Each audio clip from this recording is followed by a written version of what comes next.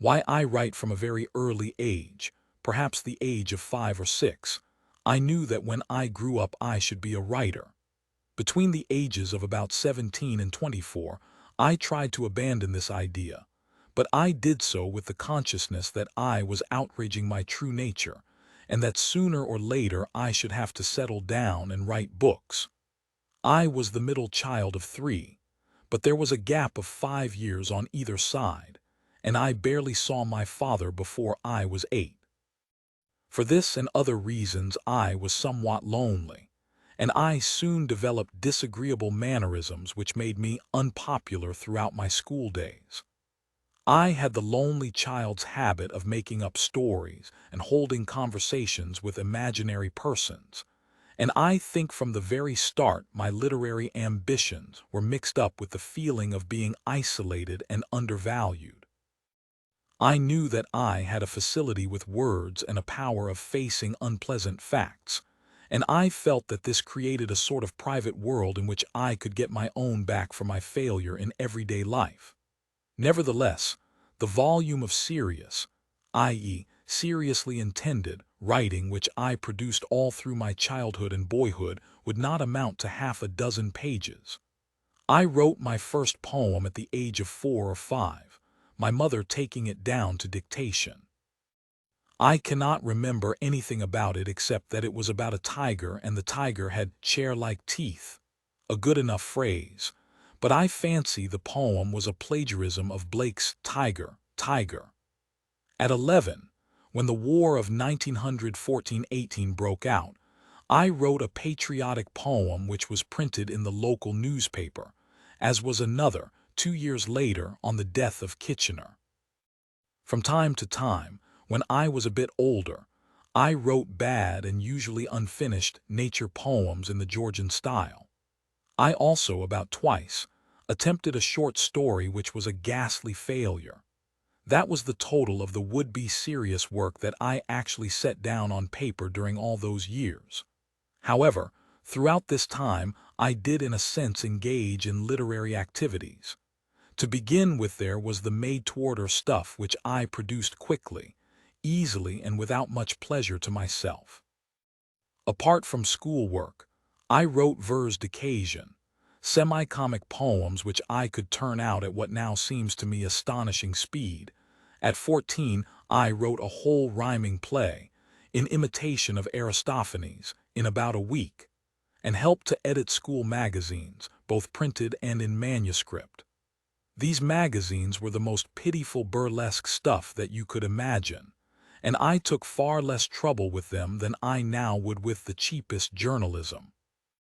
But side by side with all this, for 15 years or more, I was carrying out a literary exercise of a quite different kind. This was the making up of a continuous story about myself, a sort of diary existing only in the mind. I believe this is a common habit of children and adolescents. As a very small child, I used to imagine that I was, say, Robin Hood, and picture myself as the hero of thrilling adventures. But quite soon my story ceased to be narcissistic in a crude way, and became more and more a mere description of what I was doing and the things I saw. For minutes at a time, this kind of thing would be running through my head. He pushed the door open and entered the room. A yellow beam of sunlight, filtering through the muslin curtains, slanted onto the table, where a matchbox, half open, lay beside the ink pot. With his right hand in his pocket, he moved across to the window. Down in the street, a tortoise-shell cat was chasing a dead leaf, etc., etc. This habit continued till I was about 25, right through my non-literary years. Although I had to search, and did search, for the right words, I seemed to be making this descriptive effort almost against my will, under a kind of compulsion from outside. The story must, I suppose, have reflected the styles of the various writers I admired at different ages, but so far as I remember it always had the same meticulous descriptive quality. When I was about 16, I suddenly discovered the joy of mere words, i.e., the sounds and associations of words. The lines from Paradise Lost, so he with difficulty and labor hard moved on. With difficulty and labor he, which do not now seem to me so very wonderful, sent shivers down my backbone. And the spelling he, for he, was an added pleasure. As for the need to describe things, I knew all about it already. So it is clear what kind of books I wanted to write, in so far as I could be said to want to write books at that time. I wanted to write enormous naturalistic novels with unhappy endings, full of detailed descriptions and arresting similes, and also full of purple passages in which words were used partly for the sake of their sound. And in fact my first complete novel, Burmese Days, which I wrote when I was 30 but projected much earlier, is rather that kind of book. I give all this background information because I do not think one can assess a writer's motives without knowing something of his early development. His subject matter will be determined by the age he lives in. At least this is true in tumultuous, revolutionary ages like our own. But before he ever begins to write, he will have acquired an emotional attitude from which he will never completely escape. It is his job, no doubt, to discipline his temperament and avoid getting stuck at some immature stage or in some perverse mood. But if he escapes from his early influences altogether, he will have killed his impulse to write. Putting aside the need to earn a living, I think there are 4 great motives for writing, at any rate for writing prose. They exist in different degrees in every writer, and in any one writer the proportions will vary from time to time, according to the atmosphere in which he is living. They are 1. Sheer egoism. Desire to seem clever, to be talked about, to be remembered after death, to get your own back on grown-ups who snubbed you in childhood, etc., etc. It is humbug to pretend that this is not a motive, and a strong one.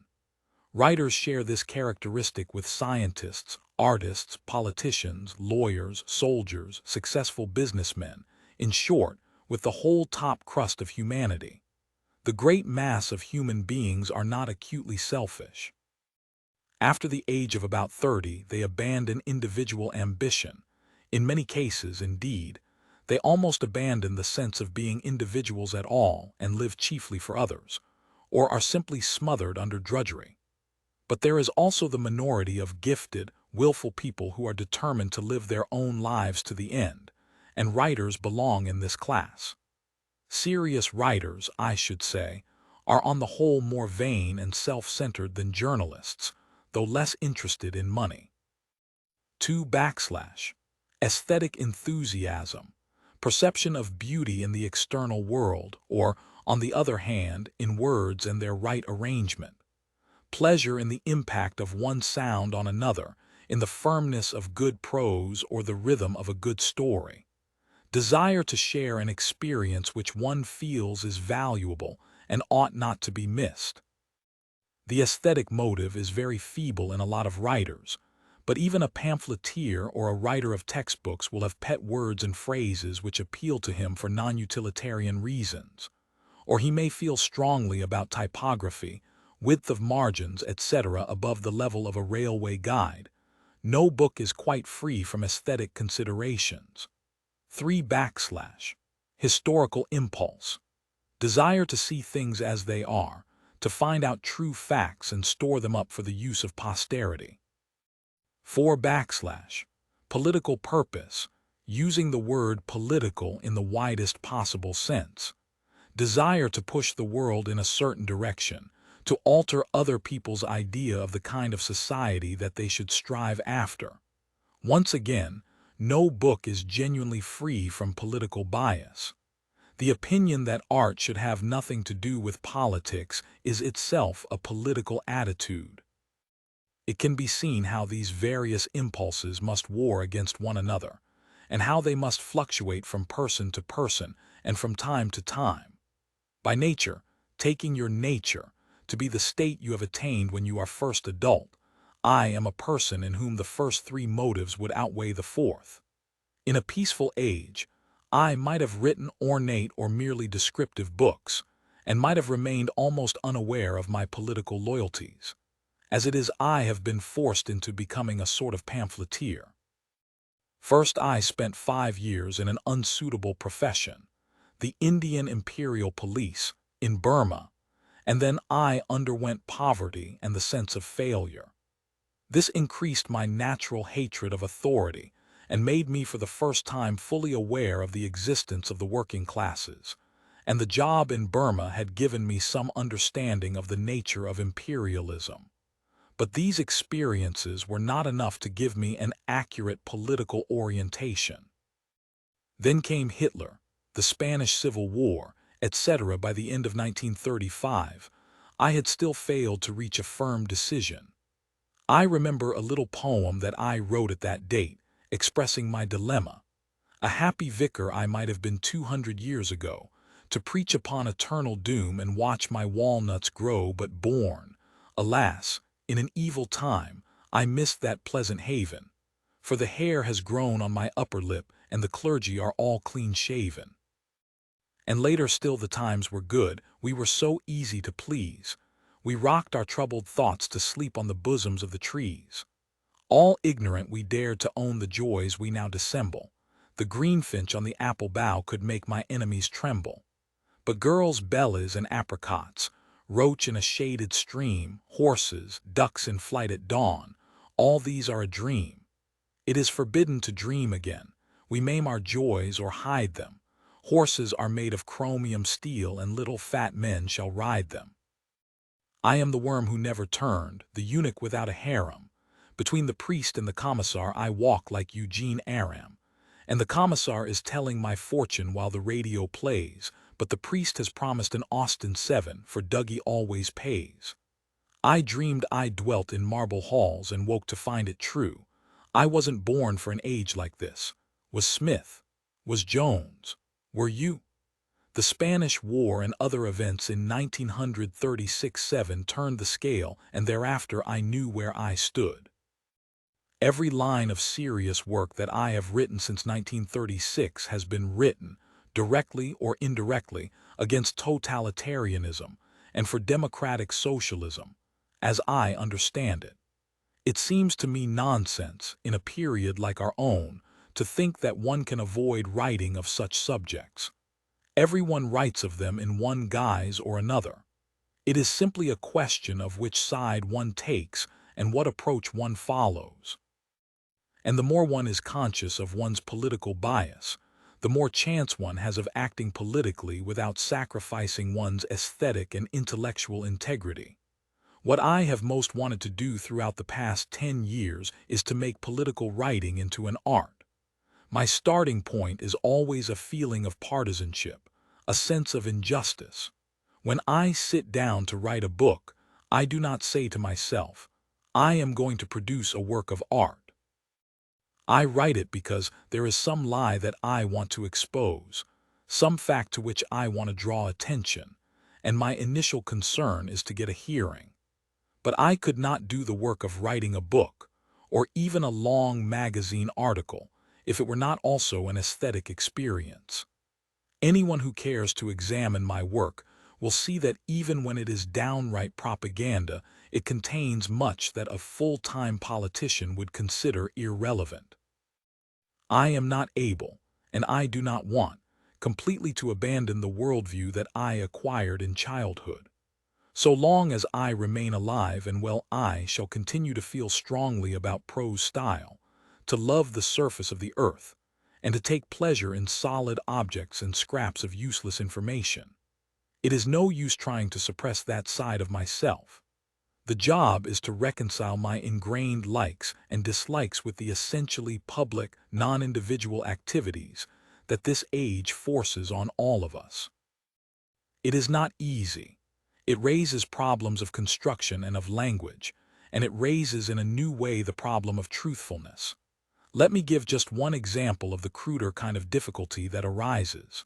My book about the Spanish Civil War, Homage to Catalonia, is, of course, a frankly political book, but in the main it is written with a certain detachment and regard for form. I did try very hard in it to tell the whole truth without violating my literary instincts. But among other things, it contains a long chapter, full of newspaper quotations and the like, defending Trotskyists who were accused of plotting with Franco. Clearly such a chapter, which after a year or two would lose its interest for any ordinary reader, must ruin the book. A critic whom I respect read me a lecture about it. "Why did you put in all that stuff?" he said. "You've turned what might have been a good book into journalism." What he said was true, but I could not have done otherwise. I happened to know, what very few people in England had been allowed to know, that innocent men were being falsely accused. If I had not been angry about that, I should never have written the book. In one form or another, this problem comes up again. The problem of language is subtler and would take too long to discuss. I will only say that of later years I have tried to write less picturesquely and more exactly. In any case, I find that by the time you have perfected any style of writing, you have always outgrown it. Animal Farm was the first book in which I tried, with full consciousness of what I was doing, to fuse political purpose and artistic purpose into one whole. I have not written a novel for 7 years, but I hope to write another fairly soon. It is bound to be a failure. Every book is a failure, but I know with some clarity what kind of book I want to write. Looking back through the last page or two, I see that I have made it appear as though my motives in writing were wholly public-spirited. I don't want to leave that as the final impression. All writers are vain, selfish, and lazy, and at the very bottom of their motives there lies a mystery. Writing a book is a horrible, exhausting struggle, like a long bout of some painful illness. One would never undertake such a thing if one were not driven on by some demon whom one can neither resist nor understand. For all one knows, that demon is simply the same instinct that makes a baby squall for attention. And yet it is also true that one can write nothing readable unless one constantly struggles to efface one's own personality. Good prose is like a window pane. I cannot say with certainty which of my motives are the strongest, but I know which of them deserve to be followed. And looking back through my work, I see that it is invariably where I lacked a political purpose that I wrote lifeless books and was betrayed into purple passages, sentences without meaning, decorative adjectives, and humbug generally. The Lion and the Unicorn, Socialism and the English Genius Part I. England, your England, one as I write, highly civilized human beings are flying overhead, trying to kill me. They do not feel any enmity against me as an individual, nor I against them. They are only doing their duty, as the saying goes. Most of them, I have no doubt, are kind-hearted, law-abiding men who would never dream of committing murder in private life. On the other hand, if one of them succeeds in blowing me to pieces with a well-placed bomb, he will never sleep any the worse for it. He is serving his country, which has the power to absolve him from evil. One cannot see the modern world as it is unless one recognizes the overwhelming strength of patriotism, national loyalty. In certain circumstances it can break down. At certain levels of civilization it does not exist, but as a positive force there is nothing to set beside it. Christianity and international socialism are as weak as straw in comparison with it. Hitler and Mussolini rose to power in their own countries very largely because they could grasp this fact, and their opponents could not. Also, one must admit that the divisions between nation and nation are founded on real differences of outlook. Till recently it was thought proper to pretend that all human beings are very much alike, but in fact, anyone able to use his eyes knows that the average of human behavior differs enormously from country to country. Things that could happen in one country could not happen in another. Hitler's June purge, for instance, could not have happened in England. And as Western peoples go, the English are very highly differentiated. There is a sort of backhanded admission of this in the dislike which nearly all foreigners feel for our national way of life. Few Europeans can endure living in England, and even Americans often feel more at home in Europe. When you come back to England from any foreign country, you have immediately the sensation of breathing a different air. Even in the first few minutes, dozens of small things conspire to give you this feeling. The beer is bitterer, the coins are heavier, the grass is greener, the advertisements are more blatant. The crowds in the big towns, with their mild knobby faces, their bad teeth and gentle manners, are different from a European crowd. Then the vastness of England swallows you up, and you lose for a while your feeling that the whole nation has a single identifiable character. Are there really such things as nations? Are we not 46 million individuals, all different, and the diversity of it the chaos? The clatter of clogs in the Lancashire mill towns, the to and fro of the lorries on the Great North Road, the queues outside the labour exchanges, the rattle of pintables in the Soho pubs, the old maids biking to Holy Communion through the mists of the autumn morning, all these are not only fragments but characteristic fragments of the English scene.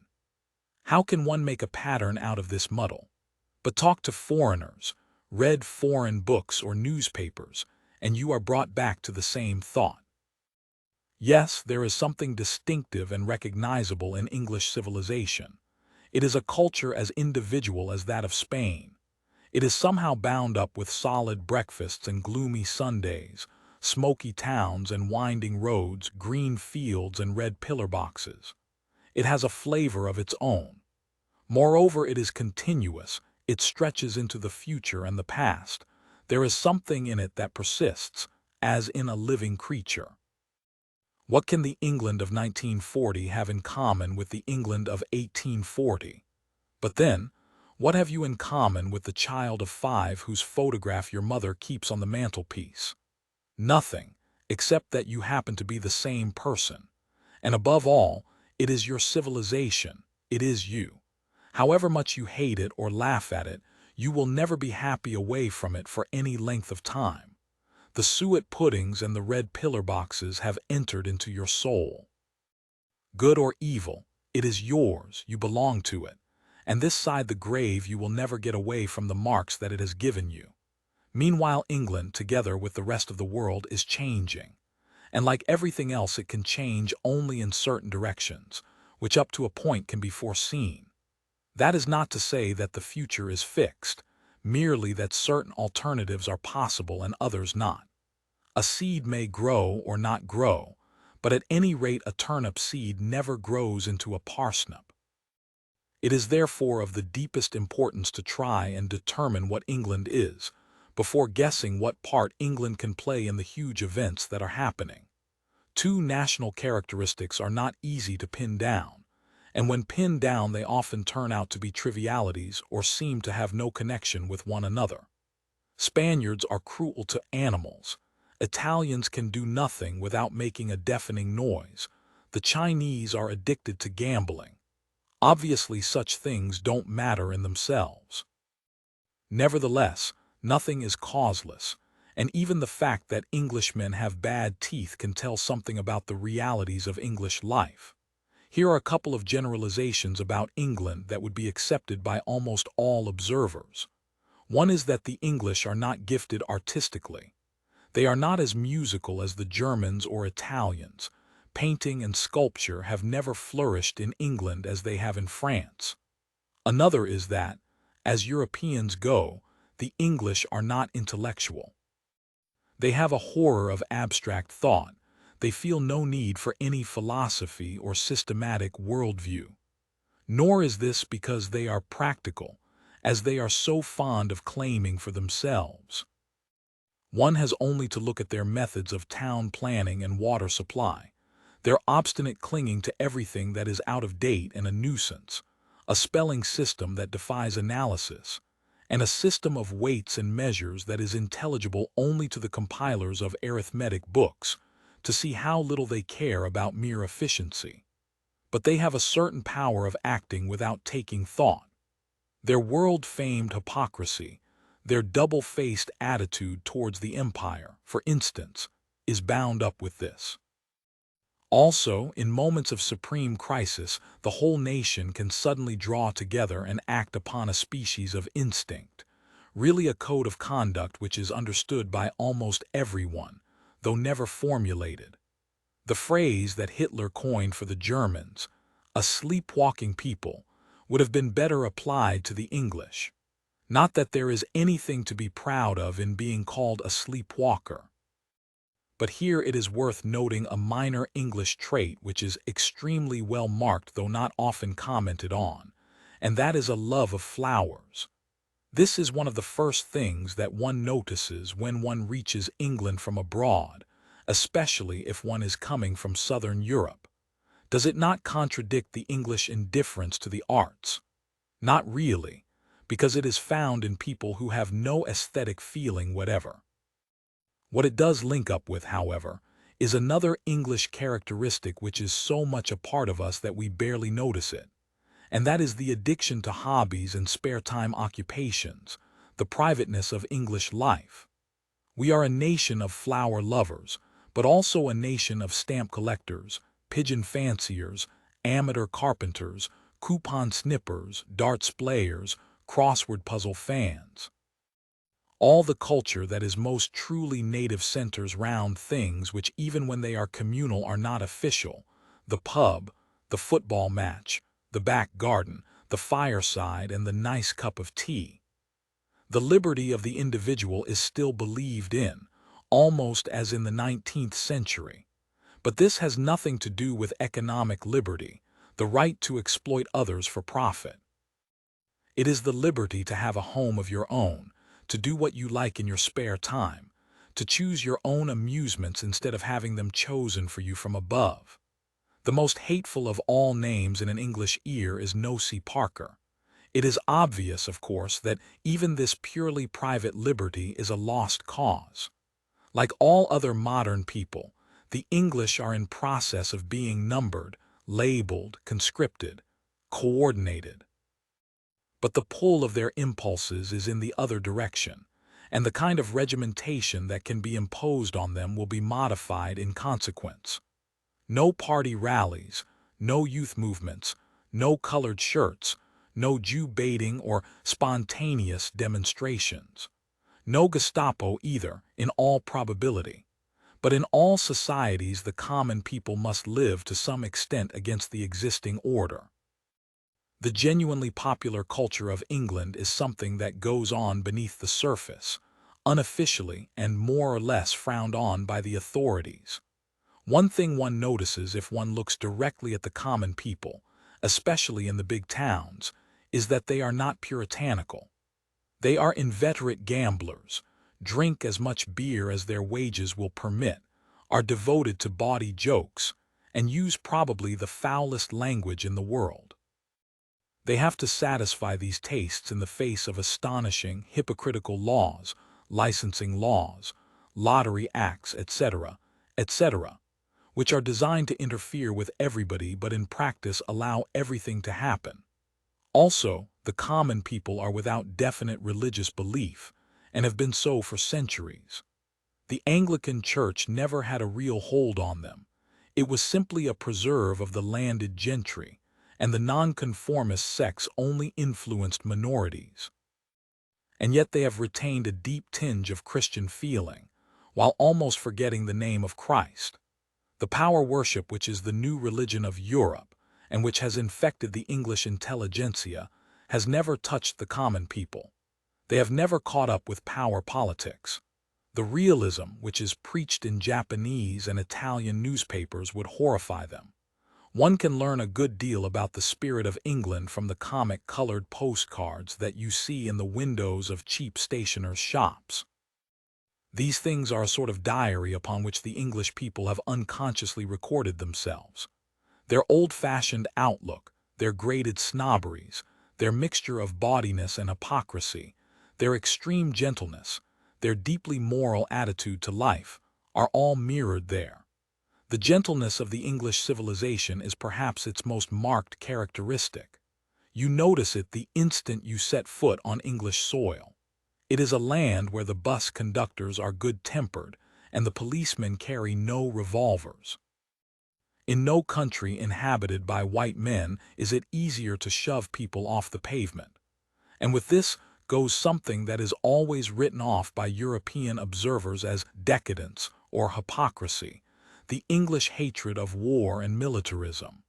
It is rooted deep in history, and it is strong in the lower middle class as well as the working class. Successive wars have shaken it but not destroyed it. Well within living memory, it was common for the redcoats to be booed at in the streets, and for the landlords of respectable public houses to refuse to allow soldiers on the premises. In peacetime, even when there are 2 million unemployed, it is difficult to fill the ranks of the tiny standing army, which is officered by the county gentry and a specialized stratum of the middle class, and manned by farm laborers and slum proletarians. The mass of the people are without military knowledge or tradition, and their attitude towards war is invariably defensive.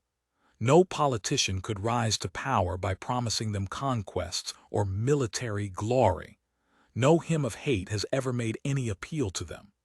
In the last war, the songs which the soldiers made up and sang of their own accord were not vengeful but humorous and mock defeatist. The only enemy they ever named was the sergeant major. In England, all the boasting and flag-wagging, the Rule Britannia stuff, is done by small minorities. The patriotism of the common people is not vocal or even conscious. They do not retain among their historical memories the name of a single military victory.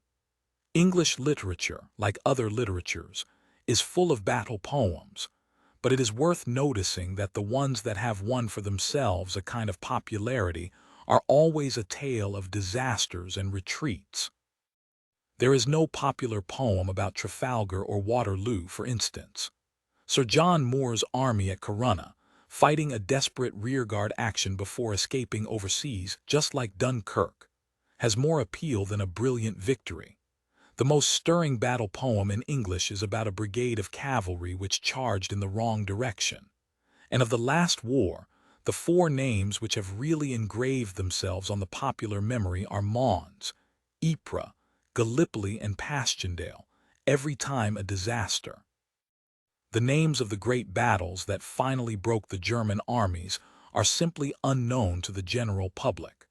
The reason why the English anti-militarism disgusts foreign observers is that it ignores the existence of the British Empire.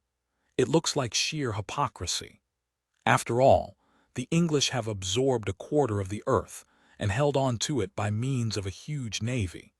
How dare they then turn round and say that war is wicked? It is quite true that the English are hypocritical about their empire. In the working class, this hypocrisy takes the form of not knowing that the empire exists, but their dislike of standing armies is a perfectly sound instinct. A navy employs comparatively few people, and it is an external weapon which cannot affect home politics directly. Military dictatorships exist everywhere, but there is no such thing as a naval dictatorship. What English people of nearly all classes loathe from the bottom of their hearts is the swaggering officer type, the jingle of spurs and the crash of boots. Decades before Hitler was ever heard of, the word Prussian had much the same significance in England as Nazi has today. So deep does this feeling go that for 100 years past the officers of the British Army in peacetime have always worn civilian clothes when off duty. One rapid but fairly sure guide to the social atmosphere of a country is the parade step of its army. A military parade is really a kind of ritual dance, something like a ballet, expressing a certain philosophy of life. The goose step, for instance, is one of the most horrible sights in the world, far more terrifying than a dive bomber. It is simply an affirmation of naked power. Contained in it, quite consciously and intentionally, is the vision of a boot crashing down on a face. Its ugliness is part of its essence, for what it is saying is, yes, I am ugly, and you daren't laugh at me, like the bully who makes faces at his victim. Why is the goose step not used in England? There are, Heaven knows, plenty of army officers who would be only too glad to introduce some such thing. It is not used because the people in the street would laugh. Beyond a certain point, military display is only possible in countries where the common people dare not laugh at the army. The Italians adopted the goose step at about the time when Italy passed definitely under German control, and as one would expect, they do it less well than the Germans. The Vichy government, if it survives, is bound to introduce a stiffer parade ground discipline into what is left of the French army. In the British Army, the drill is rigid and complicated, full of memories of the 18th century, but without definite swagger. The march is merely a formalized walk.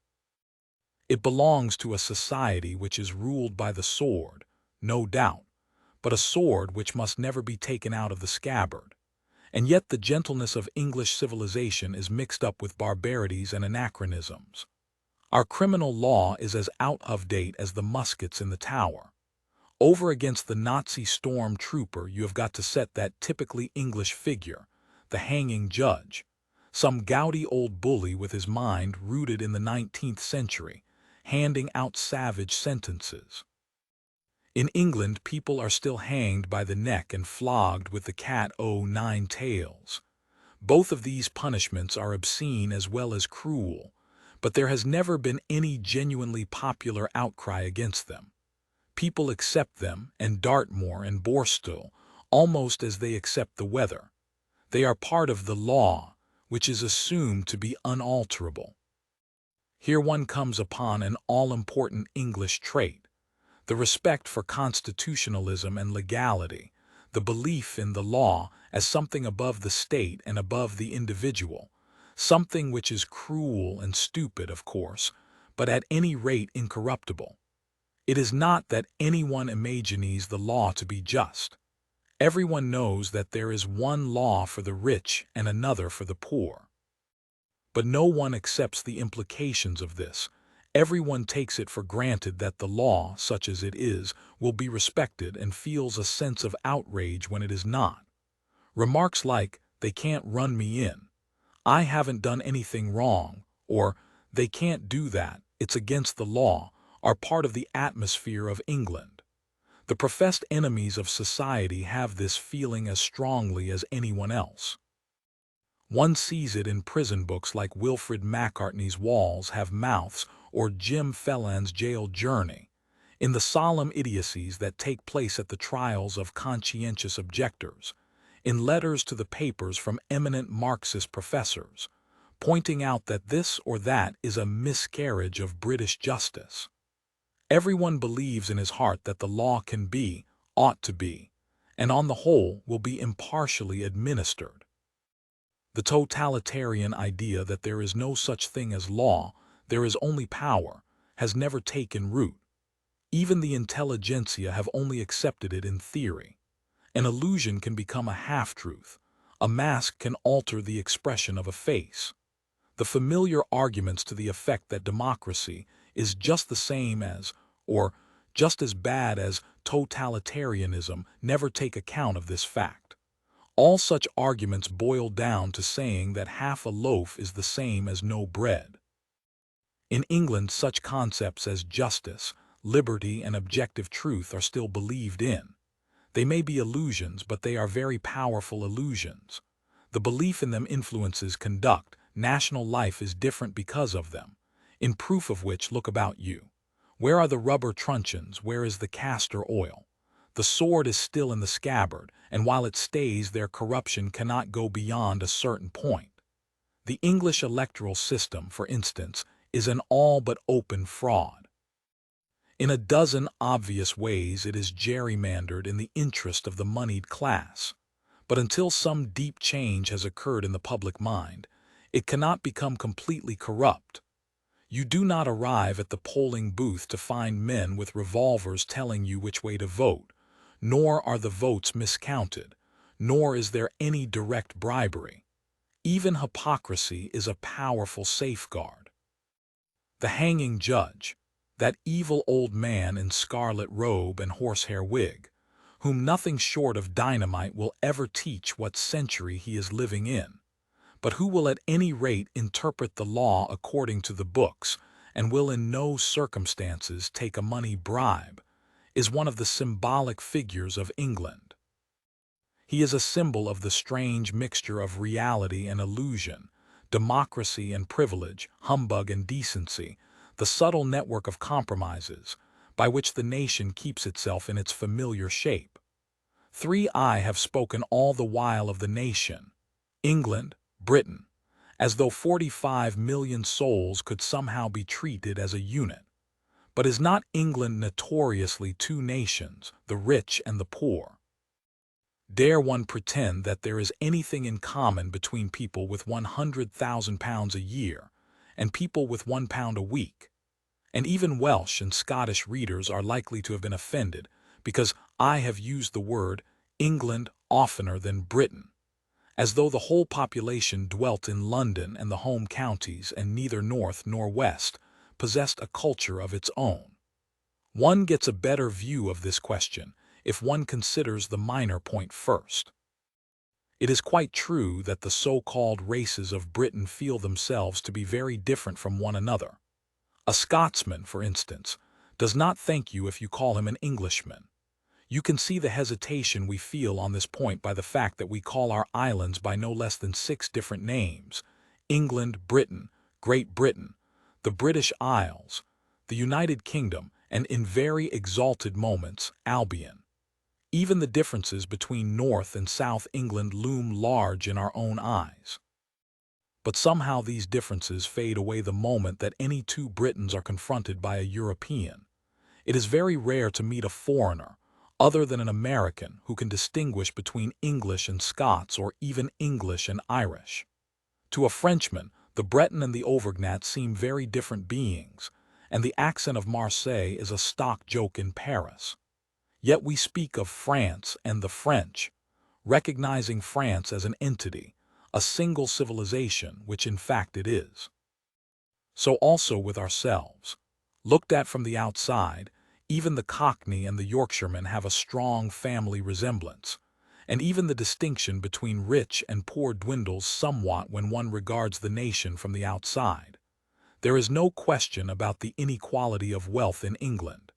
It is grosser than in any European country, and you have only to look down the nearest street to see it.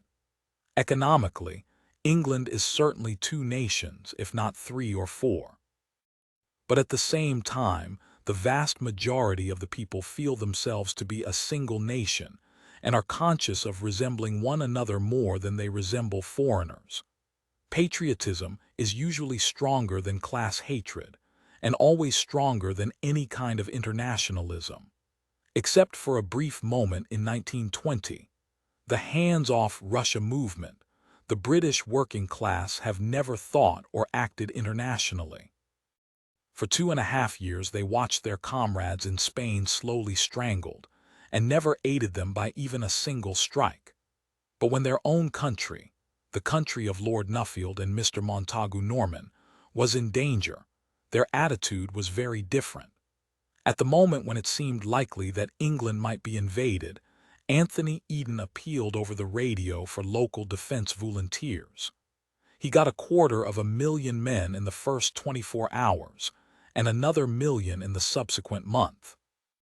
One has only to compare these figures with, for instance, the number of conscientious objectors to see how vast is the strength of traditional loyalties compared with new ones. In England, patriotism takes different forms in different classes, but it runs like a connecting thread through nearly all of them. Only the Europeanized intelligentsia are really immune to it. As a positive emotion, it is stronger in the middle class than in the upper class. The cheap public schools, for instance, are more given to patriotic demonstrations than the expensive ones, but the number of definitely treacherous rich men, the Laval-Quisling type, is probably very small. In the working class, patriotism is profound, but it is unconscious. The working man's heart does not leap when he sees a Union Jack. But the famous insularity, and xenophobia of the English is far stronger in the working class than in the bourgeoisie. In all countries, the poor are more national than the rich, but the English working class are outstanding in their abhorrence of foreign habits. Even when they are obliged to live abroad for years, they refuse either to accustom themselves to foreign food or to learn foreign languages. Nearly every Englishman of working-class origin considers it effeminate to pronounce a foreign word correctly. During the War of 1914-18, the English working class were in contact with foreigners to an extent that is rarely possible. The sole result was that they brought back a hatred of all Europeans, except the Germans, whose courage they admired. In 4 years on French soil, they did not even acquire a liking for wine. The insularity of the English, their refusal to take foreigners seriously, is a folly that has to be paid for very heavily from time to time. But it plays its part in the English mystique, and the intellectuals who have tried to break it down have generally done more harm than good. At bottom, it is the same quality in the English character that repels the tourist and keeps out the invader. Here one comes back to 2 English characteristics that I pointed out, seemingly at random, at the beginning of the last chapter. One is the lack of artistic ability. This is perhaps another way of saying that the English are outside the European culture. For there is one art in which they have shown plenty of talent, namely literature. But this is also the only art that cannot cross frontiers. Literature, especially poetry and lyric poetry most of all, is a kind of family joke, with little or no value outside its own language group. Except for Shakespeare, the best English poets are barely known in Europe, even as names. The only poets who are widely read are Byron, who is admired for the wrong reasons, and Oscar Wilde, who is pitied as a victim of English hypocrisy. And linked up with this, though not very obviously, is the lack of philosophical faculty, the absence in nearly all Englishmen of any need for an ordered system of thought or even for the use of logic. Up to a point, the sense of national unity is a substitute for a world view. Just because patriotism is all but universal and not even the rich are uninfluenced by it, there can be moments when the whole nation suddenly swings together and does the same thing, like a herd of cattle facing a wolf. There was such a moment, unmistakably, at the time of the disaster in France. After 8 months of vaguely wondering what the war was about, the people suddenly knew what they had got to do. First, to get the army away from Dunkirk, and secondly, to prevent invasion. It was like the awakening of a giant. Quick, danger, the Philistines be upon thee, Samson, and then the swift unanimous action, and then, alas, the prompt relapse into sleep. In a divided nation, that would have been exactly the moment for a big peace movement to arise. But does this mean that the instinct of the English will always tell them to do the right thing? Not at all, merely that it will tell them to do the same thing.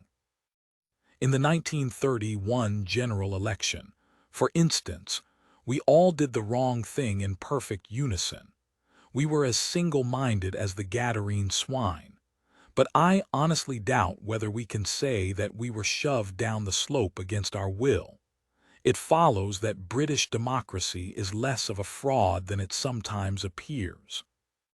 A foreign observer sees only the huge inequality of wealth, the unfair electoral system, the governing class control over the press, the radio and education, and concludes that democracy is simply a polite name for dictatorship.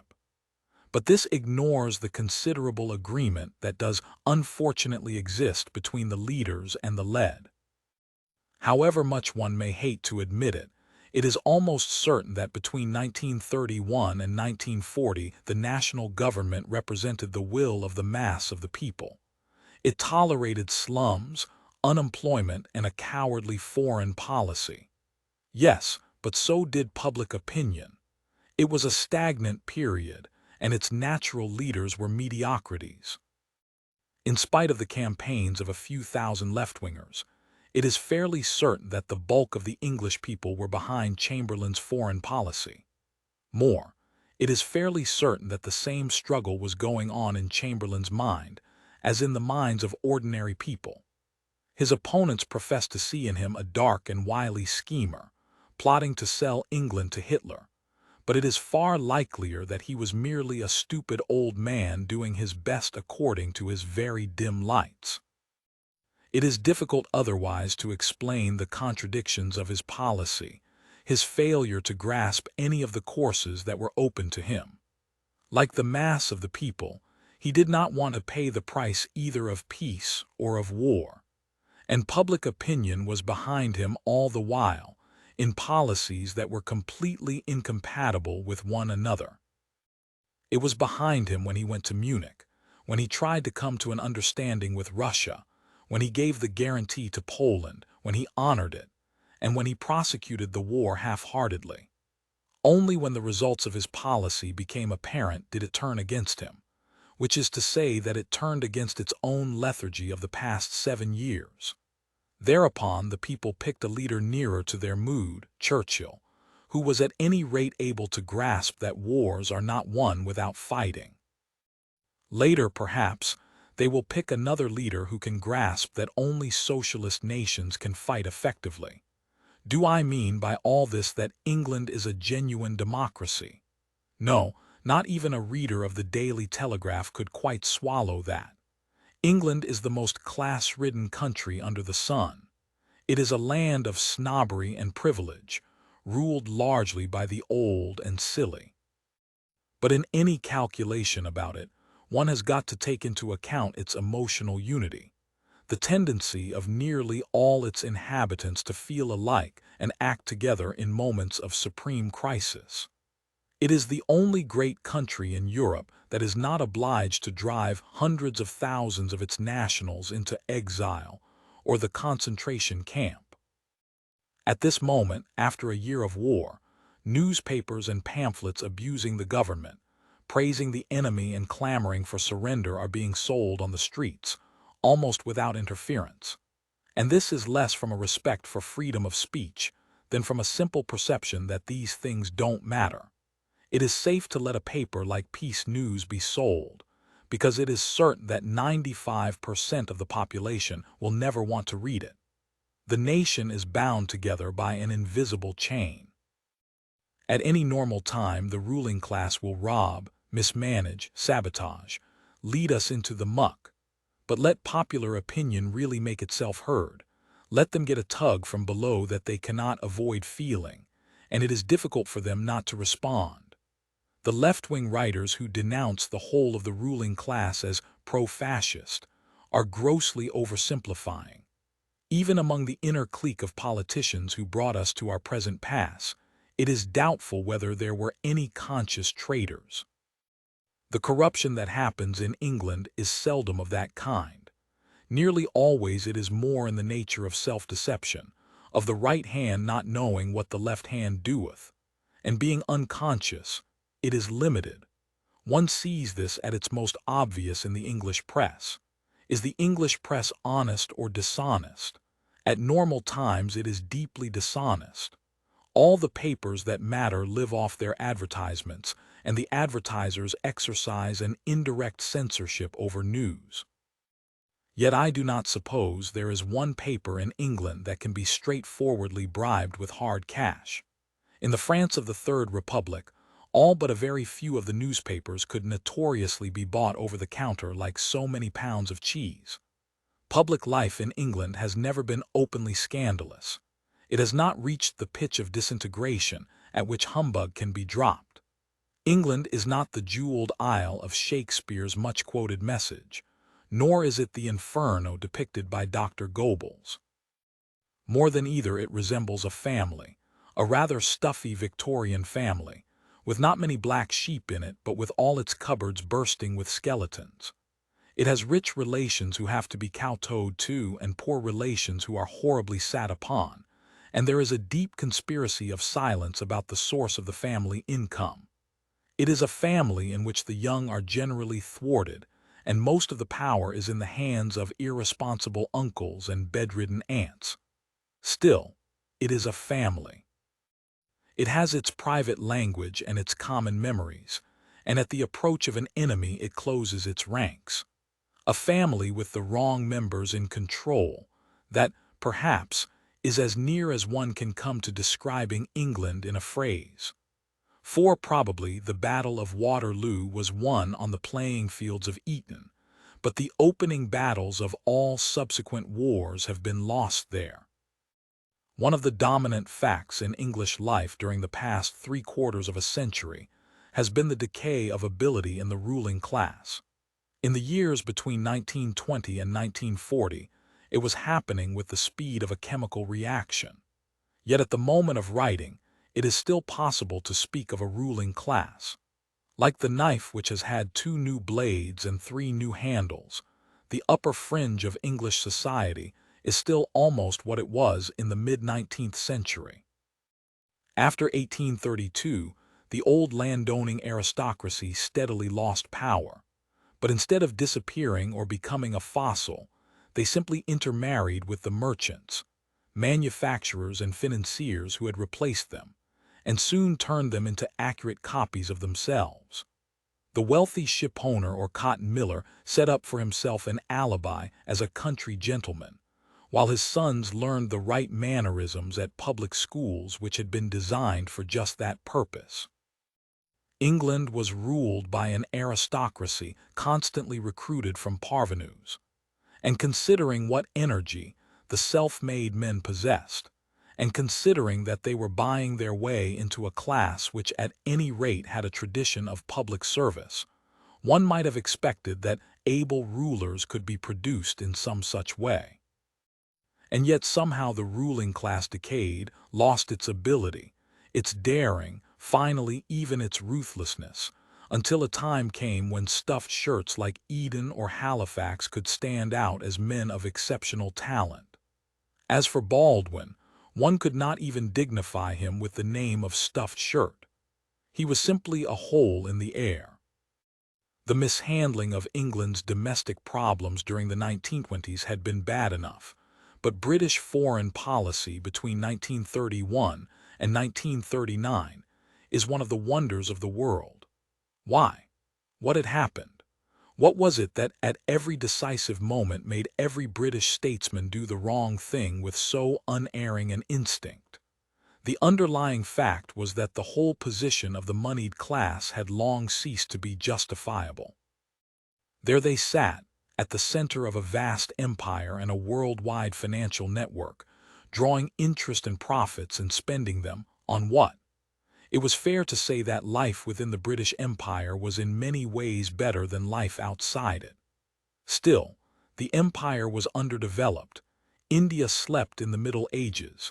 The dominions lay empty, with foreigners jealously barred out, and even England was full of slums and unemployment. Only 500,000 people, the people in the country houses, definitely benefited from the existing system. Moreover, the tendency of small businesses to merge together into large ones robbed more and more of the moneyed class of their function and turned them into mere owners, their work being done for them by salaried managers and technicians.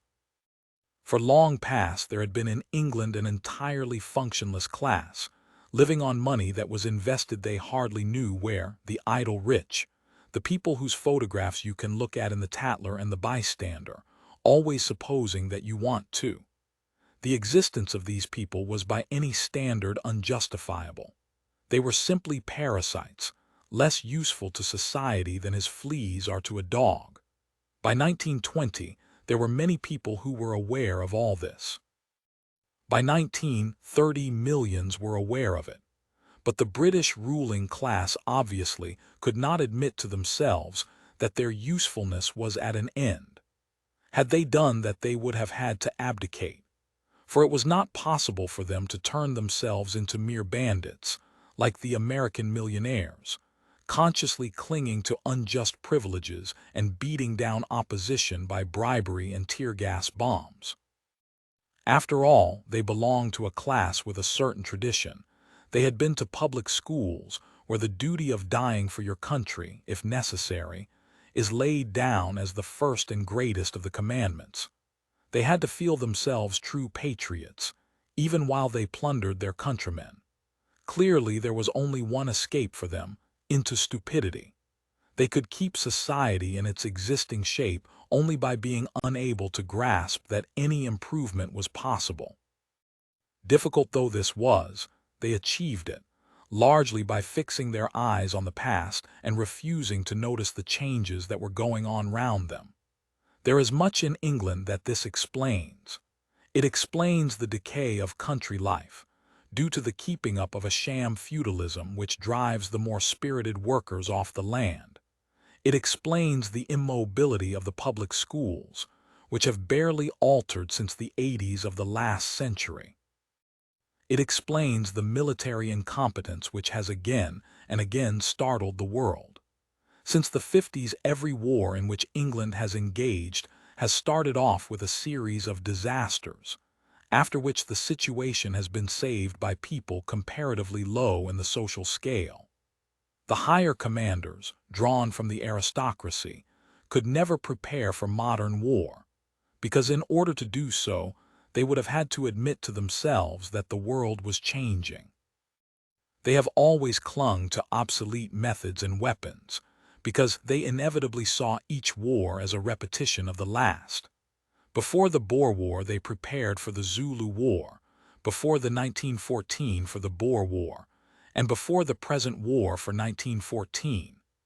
Even at this moment, hundreds of thousands of men in England are being trained with the bayonet, a weapon entirely useless except for opening tins.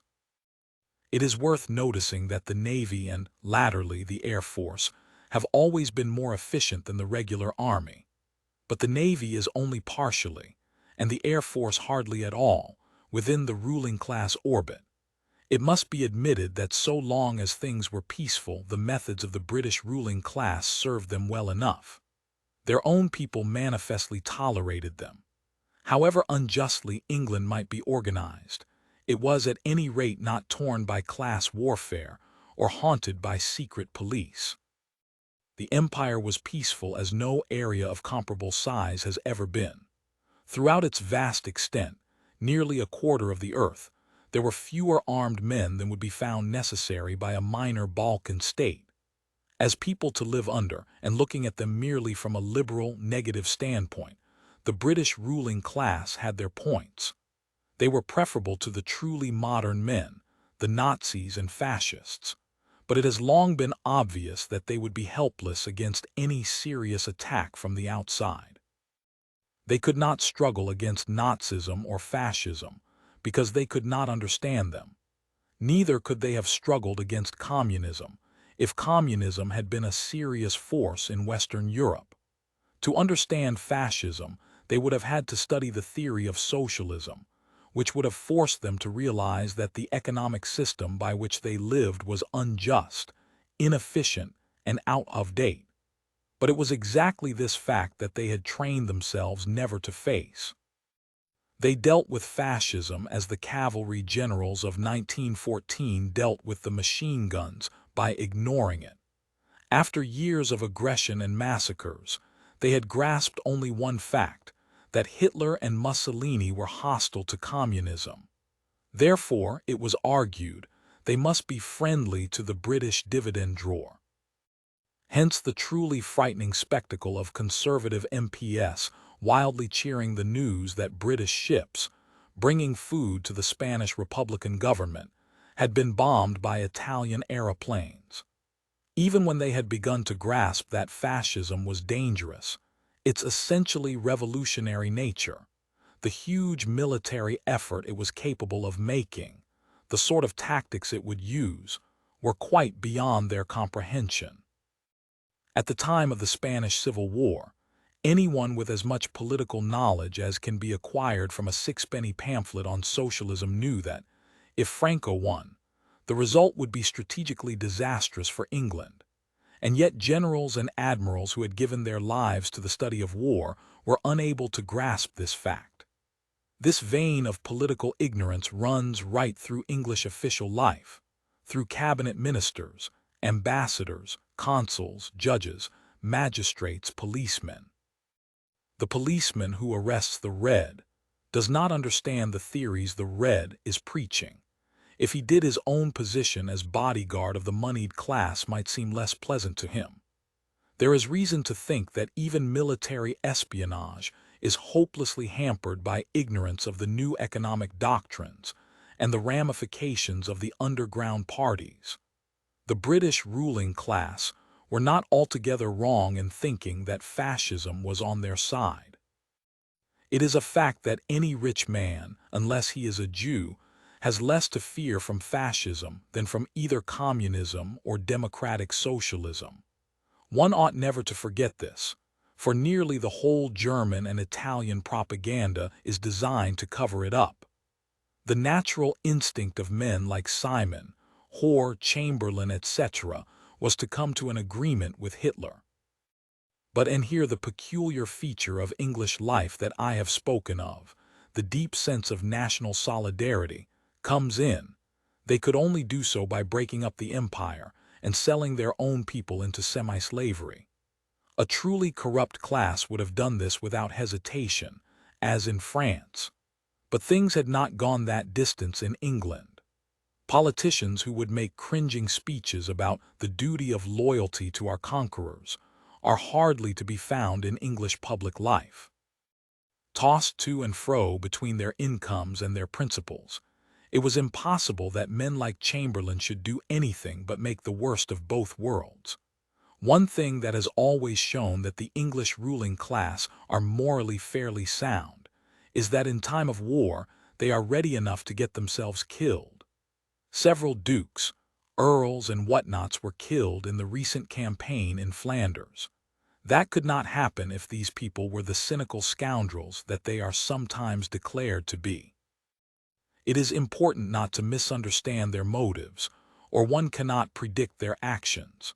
What is to be expected of them is not treachery or physical cowardice, but stupidity, unconscious sabotage, an infallible instinct for doing the wrong thing. They are not wicked, or not altogether wicked. They are merely unteachable. Only when their money and power are gone will the younger among them begin to grasp what century they are living in. 5. The stagnation of the empire in the between-war years affected everyone in England, but it had an especially direct effect upon two important subsections of the middle class. One was the military and imperialist middle class, generally nicknamed the blimps, and the other the left-wing intelligentsia. These two seemingly hostile types, symbolic opposites, the half-pay colonel with his bull neck and diminutive brain, like a dinosaur, the highbrow with his domed forehead and stalk-like neck, are mentally linked together and constantly interact upon one another. In any case, they are born to a considerable extent into the same families.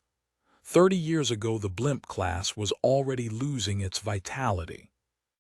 The middle-class families celebrated by Kipling, the prolific lowbrow families whose sons officered the Army and Navy and swarmed over all the waste places of the earth from the Yukon to the Irrawaddy, were dwindling before 1914. The thing that had killed them was the telegraph. In a narrowing world, more and more governed from Whitehall, there was every year less room for individual initiative. Men like Clive, Nelson, Nicholson, Gordon would find no place for themselves in the modern British Empire. By 1920, nearly every inch of the colonial empire was in the grip of Whitehall.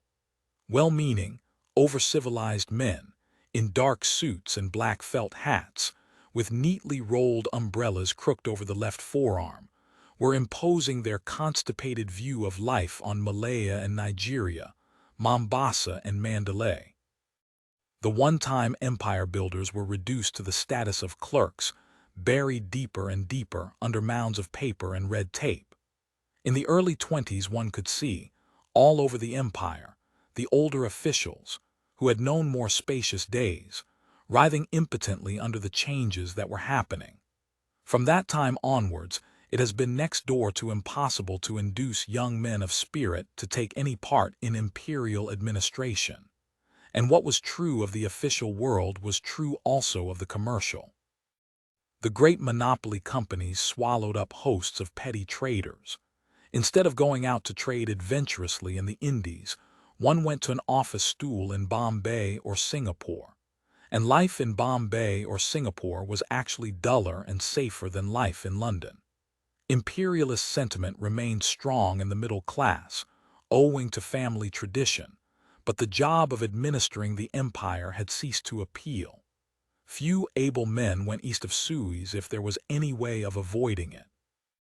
But the general weakening of imperialism, and to some extent of the whole British morale, that took place during the 1930s, was partly the work of the left-wing intelligentsia, itself a kind of growth that had sprouted from the stagnation of the empire.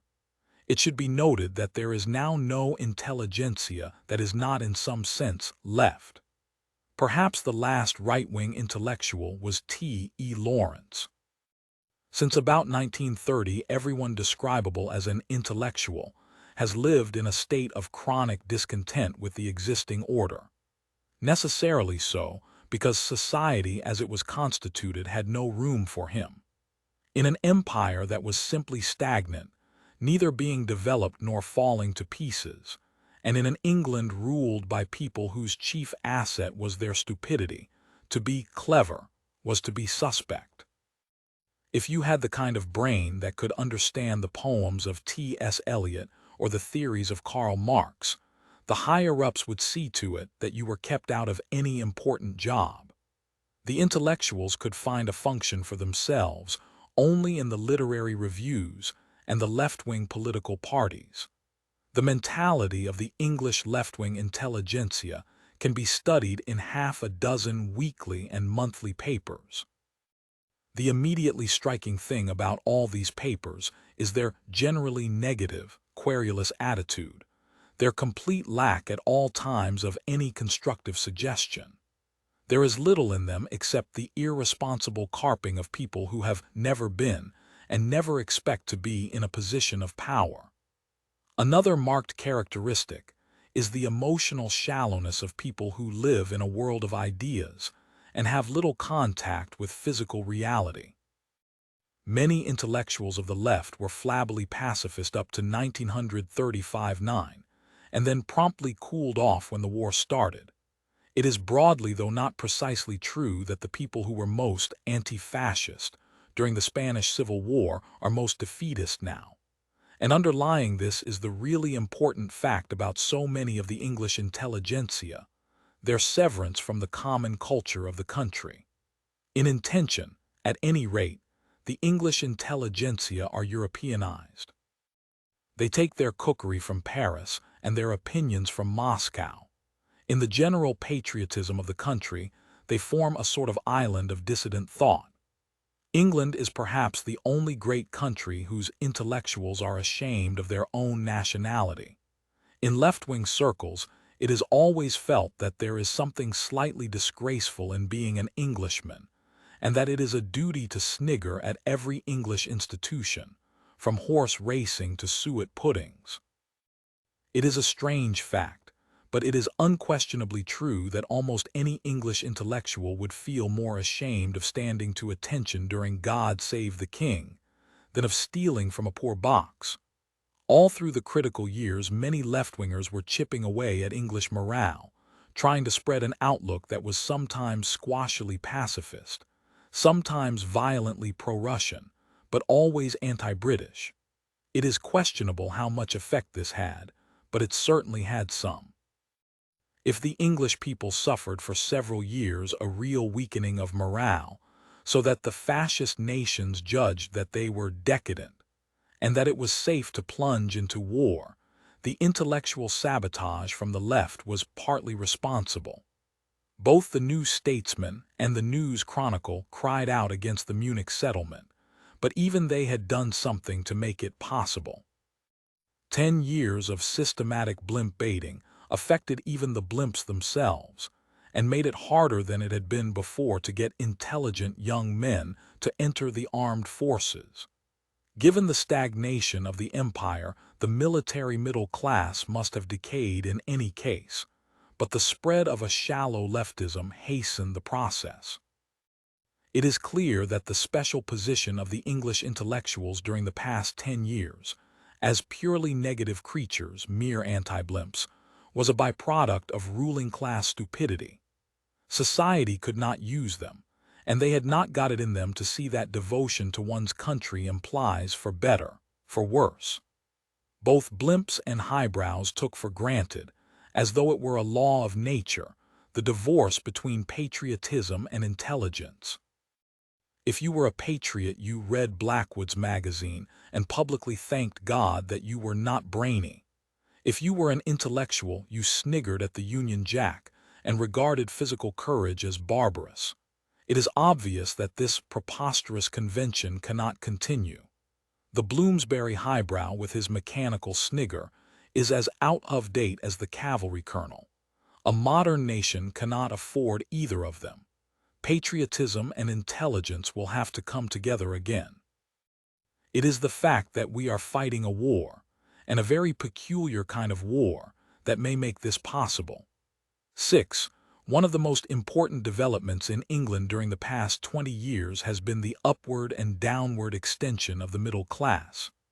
It has happened on such a scale as to make the old classification of society into capitalists, proletarians and petty bourgeois, small property owners, almost obsolete.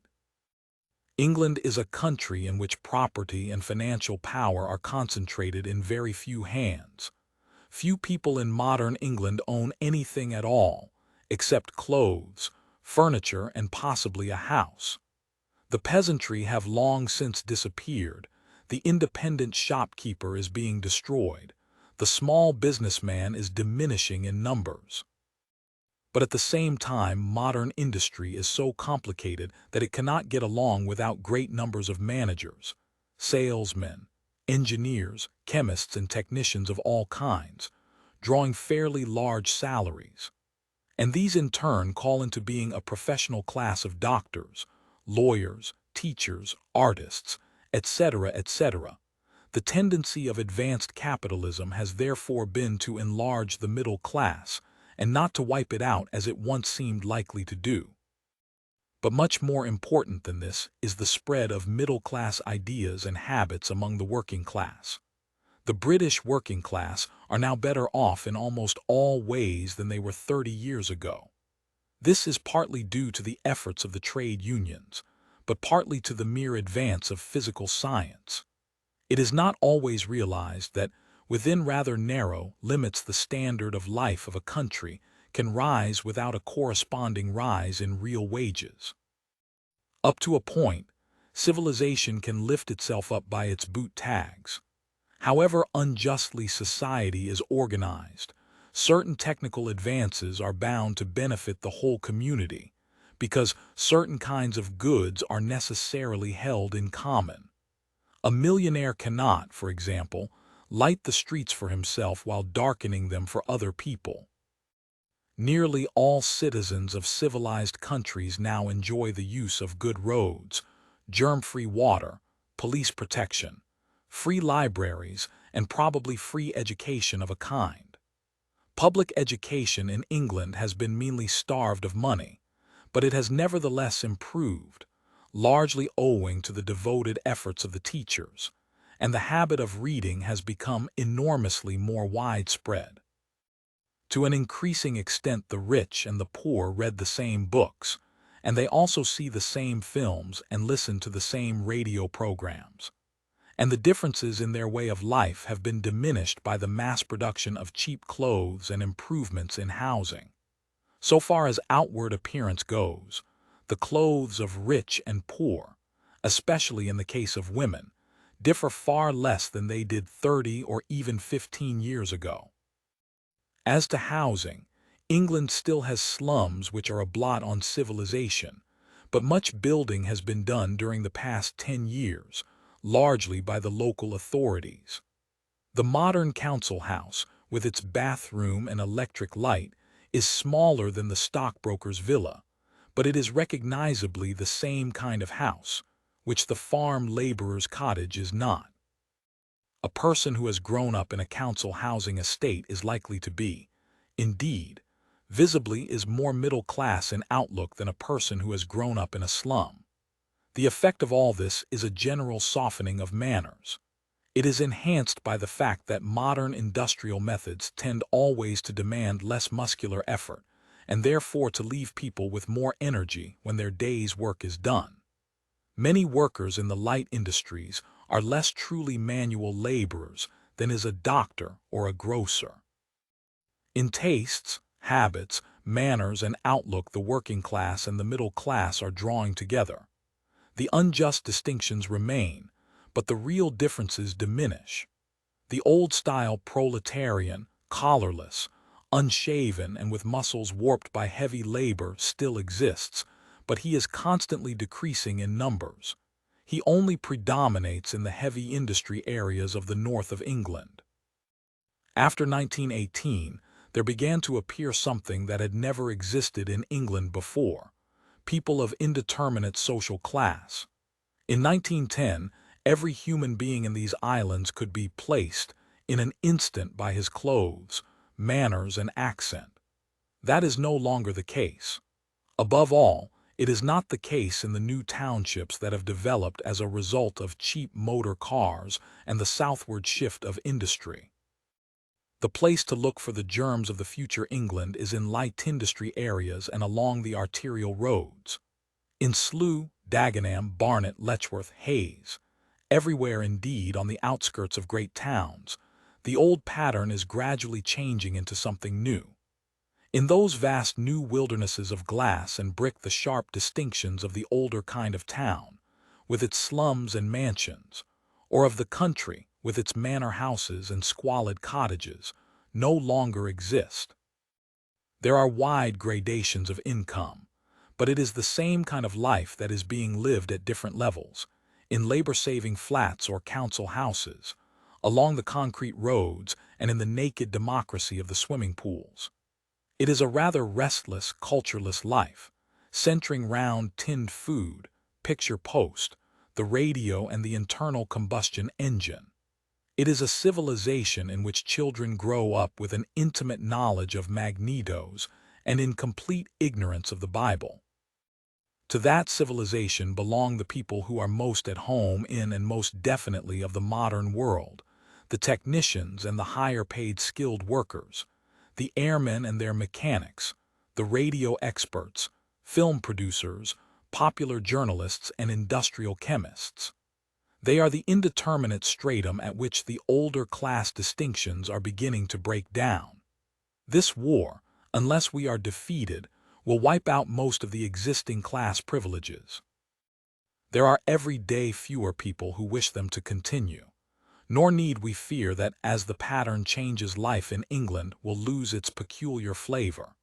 The new red cities of Greater London are crude enough, but these things are only the rash that accompanies a change.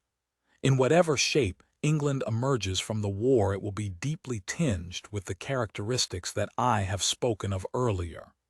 The intellectuals who hope to see it Russianized or Germanized will be disappointed. The gentleness, the hypocrisy, the thoughtlessness, the reverence for law, and the hatred of uniforms will remain, along with the suet puddings and the misty skies. It needs some very great disaster, such as prolonged subjugation by a foreign enemy, to destroy a national culture. The stock exchange will be pulled down, the horse plow will give way to the tractor, the country houses will be turned into children's holiday camps, the Eton and Harrow match will be forgotten, but England will still be England, an everlasting animal stretching into the future and the past, and like all living things, having the power to change out of recognition, and yet remain the same. Part Roman 2. Shopkeepers at war. I began this book to the tune of German bombs, and I begin this second chapter in the added racket of the barrage. The yellow gun flashes are lighting the sky, the splinters are rattling on the housetops, and London Bridge is falling down, falling down, falling down. Anyone able to read a map knows that we are in deadly danger. I do not mean that we are beaten or need be beaten. Almost certainly the outcome depends on our own will. But at this moment we are in the soup full fathom 5, and we have been brought there by follies which we are still committing, and which will drown us altogether if we do not mend our ways quickly. What this war has demonstrated is that private capitalism, that is, an economic system in which land, factories, mines, and transport are owned privately and operated solely for profit, does not work. It cannot deliver the goods.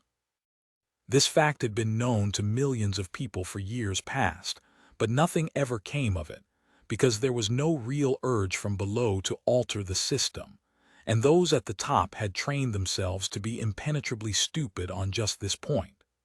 Argument and propaganda got one nowhere. The lords of property simply sat on their bottoms and proclaimed that all was for the best. Hitler's conquest of Europe, however, was a physical debunking of capitalism. War, for all its evil, is at any rate an unanswerable test of strength, like a try-your-grip machine. Great strength returns the penny, and there is no way of faking the result. When the nautical screw was first invented, there was a controversy that lasted for years as to whether screw steamers or paddle steamers were better. The paddle steamers, like all obsolete things, had their champions, who supported them by ingenious arguments. Finally, however, a distinguished admiral tied a screw steamer and a paddle steamer of equal horsepower stern to stern, and set their engines running. That settled the question once and for all, and it was something similar that happened on the fields of Norway and of Flanders. Once and for all it was proved that a planned economy is stronger than a planless one. But it is necessary here to give some kind of definition to those much-abused words, socialism and fascism. Socialism is usually defined as common ownership of the means of production. Crudely, the state, representing the whole nation, owns everything, and everyone is a state employee. This does not mean that people are stripped of private possessions such as clothes and furniture, but it does mean that all productive goods, such as land, mines, ships, and machinery, are the property of the state. The state is the sole large-scale producer. It is not certain that socialism is in all ways superior to capitalism, but it is certain that, unlike capitalism, it can solve the problems of production and consumption. At normal times, a capitalist economy can never consume all that it produces, so that there is always a wasted surplus, wheat burned in furnaces, herrings dumped back into the sea, etc., etc., and always unemployment. In time of war, on the other hand, it has difficulty in producing all that it needs, because nothing is produced unless someone sees his way to making a profit out of it. In a socialist economy, these problems do not exist. The state simply calculates what goods will be needed and does its best to produce them. Production is only limited by the amount of labor and raw materials. Money, for internal purposes, ceases to be a mysterious, all-powerful thing and becomes a sort of coupon or ration ticket, issued in sufficient quantities to buy up such consumption goods as may be available at the moment. However, it has become clear in the last few years that common ownership of the means of production is not in itself a sufficient definition of socialism. One must also add the following: approximate equality of incomes. It need be no more than approximate. Political democracy and abolition of all hereditary privilege, especially in education. These are simply the necessary safeguards against the reappearance of a class system. Centralized ownership has very little meaning unless the mass of the people are living roughly upon an equal level and have some kind of control over the government. The state may come to mean no more than a self-elected political party, and oligarchy and privilege can return, based on power rather than on money. But what then is fascism? Fascism, at any rate the German version, is a form of capitalism that borrows from socialism just such features as will make it efficient for war purposes. Internally, Germany has a good deal in common with a socialist state. Ownership has never been abolished. There are still capitalists and workers. And this is the important point, and the real reason why rich men all over the world tend to sympathize with fascism. Generally speaking, the same people are capitalists, and the same people workers as before the Nazi Revolution. But at the same time, the state, which is simply the Nazi Party, is in control of everything. It controls investment, raw materials, rates of interest, working hours, wages. The factory owner still owns his factory, but he is for practical purposes reduced to the status of a manager. Everyone is in effect a state employee, though the salaries vary greatly. The mere efficiency of such a system, the elimination of waste and obstruction, is obvious. In 7 years it has built up the most powerful war machine the world has ever seen. But the idea underlying fascism is irreconcilably different from that which underlies socialism. Socialism aims, ultimately, at a world state of free and equal human beings. It takes the equality of human rights for granted. Nazism assumes just the opposite. The driving force behind the Nazi movement is the belief in human inequality, the superiority of Germans to all other races, the right of Germany to rule the world. Outside the German Reich, it does not recognize any obligations. Eminent Nazi professors have proved, over and over again, that only Nordic man is fully human, have even mooted the idea that non-Nordic peoples, such as ourselves, can interbreed with gorillas. Therefore, while a species of war socialism exists within the German state, its attitude towards conquered nations is frankly that of an exploiter. The function of the Czechs, Poles, French, etc., is simply to produce such goods as Germany may need, and get in return just as little as will keep them from open rebellion. If we are conquered, our job will probably be to manufacture weapons for Hitler's forthcoming wars with Russia and America.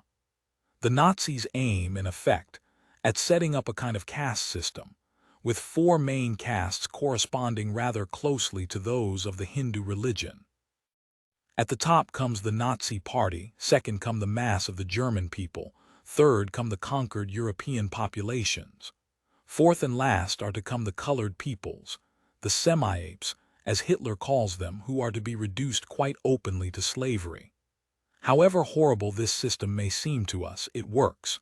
It works because it is a planned system geared to a definite purpose, world conquest, and not allowing any private interest, either of capitalist or worker, to stand in its way. British capitalism does not work, because it is a competitive system in which private profit is and must be the main objective. It is a system in which all the forces are pulling in opposite directions, and the interests of the individual are as often as not totally opposed to those of the state. All through the critical years, British capitalism, with its immense industrial plant and its unrivaled supply of skilled labor, was unequal to the strain of preparing for war. To prepare for war on the modern scale, you have got to divert the greater part of your national income to armaments, which means cutting down on consumption goods. A bombing plane, for instance, is equivalent in price to 50 small motor cars, or 8,000 pairs of silk stockings, or 1,000,000 loaves of bread. Clearly, you can't have many bombing planes without lowering the national standard of life. It is guns or butter, as Marshal Goering remarked. But in Chamberlain's England, the transition could not be made. The rich would not face the necessary taxation, and while the rich are still visibly rich, it is not possible to tax the poor very heavily either. Moreover, so long as profit was the main object, the manufacturer had no incentive to change over from consumption goods to armaments. A businessman's first duty is to his shareholders. Perhaps England needs tanks, but perhaps it pays better to manufacture motor cars. To prevent war material from reaching the enemy is common sense, but to sell in the highest market is a business duty. Right at the end of August 1939, the British dealers were tumbling over one another in their eagerness to sell Germany tin, rubber, copper, and shellac, and this in the clear, certain knowledge that war was going to break out in a week or two. It was about as sensible as selling somebody a razor to cut your throat with. But it was good business. And now look at the results. After 1934, it was known that Germany was rearming. After 1936, everyone with eyes in his head knew that war was coming. After Munich, it was merely a question of how soon the war would begin. In September 1939, war broke out. 8 months later, it was discovered that, so far as equipment went, the British Army was barely beyond the standard of 1918. We saw our soldiers fighting their way desperately to the coast, with one aeroplane against 3, with rifles against tanks, with bayonets against Tommy guns. There were not even enough revolvers to supply all the officers. After a year of war, the regular army was still short of 300,000 tin hats. There had even previously been a shortage of uniforms. This in one of the greatest woolen goods producing countries in the world. What had happened was that the whole moneyed class, unwilling to face a change in their way of life, had shut their eyes to the nature of fascism and modern war. And false optimism was fed to the general public by the gutter press, which lives on its advertisements and is therefore interested in keeping trade conditions normal. Year after year, the Beaverbrook press assured us in huge headlines that there will be no war, and as late as the beginning of 1939, Lord Rothermere was describing Hitler as a great gentleman. And while England in the moment of disaster proved to be short of every war material except ships, it is not recorded that there was any shortage of motor cars, fur coats, gramophones, lipstick, chocolates, or silk stockings. And dare anyone pretend that the same tug-of-war between private profit and public necessity is not still continuing? England fights for her life, but business must fight for profits. You can hardly open a newspaper without seeing the two contradictory processes happening side by side. On the very same page, you will find the government urging you to save, and the seller of some useless luxury urging you to spend. Lend to defend, but Guinness is good for you. Buy a Spitfire, but also buy Haig and Haig, Pond's face cream and black magic chocolates. But one thing gives hope: the visible swing in public opinion. If we can survive this war, the defeat in Flanders will turn out to have been one of the great turning points in English history. In that spectacular disaster, the working class, the middle class, and even a section of the business community could see the utter rottenness of private capitalism. Before that, the case against capitalism had never been proved. Russia, the only definitely socialist country, was backward and far away. All criticism broke itself against the rat-trap faces of bankers and the brassy laughter of stockbrokers. Socialism. Ha, ha, ha, where's the money to come from? Ha, ha, ha, the lords of property were firm in their seats and they knew it. But after the French collapse, there came something that could not be laughed away, something that neither checkbooks nor policemen were any use against: the bombing. Zwi, boom. What's that? Oh, only a bomb on the stock exchange. Zwi, boom. Another acre of somebody's valuable slum property gone west. Hitler will at any rate go down in history as the man who made the city of London laugh on the wrong side of its face. For the first time in their lives, the comfortable were uncomfortable. The professional optimists had to admit that there was something wrong. It was a great step forward.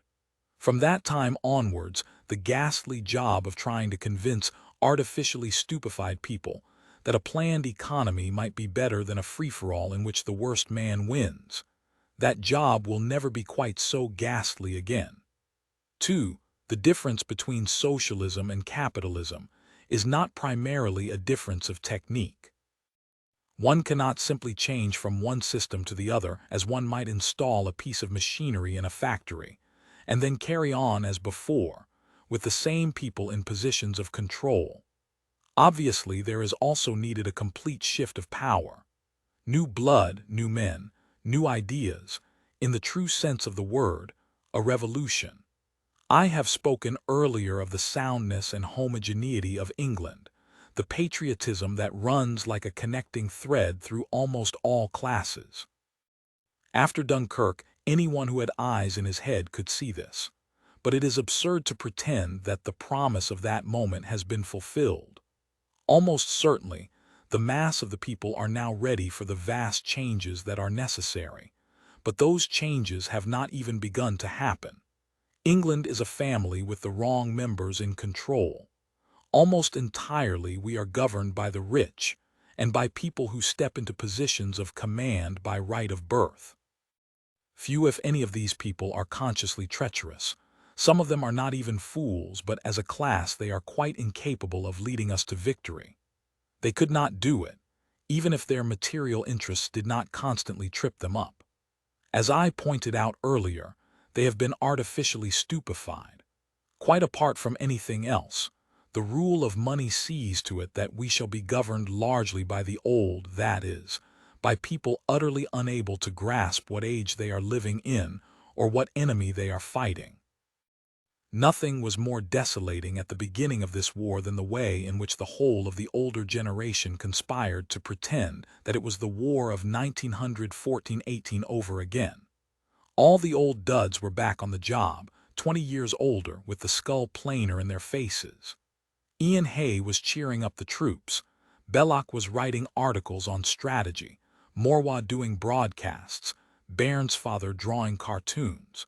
It was like a tea party of ghosts, and that state of affairs has barely altered.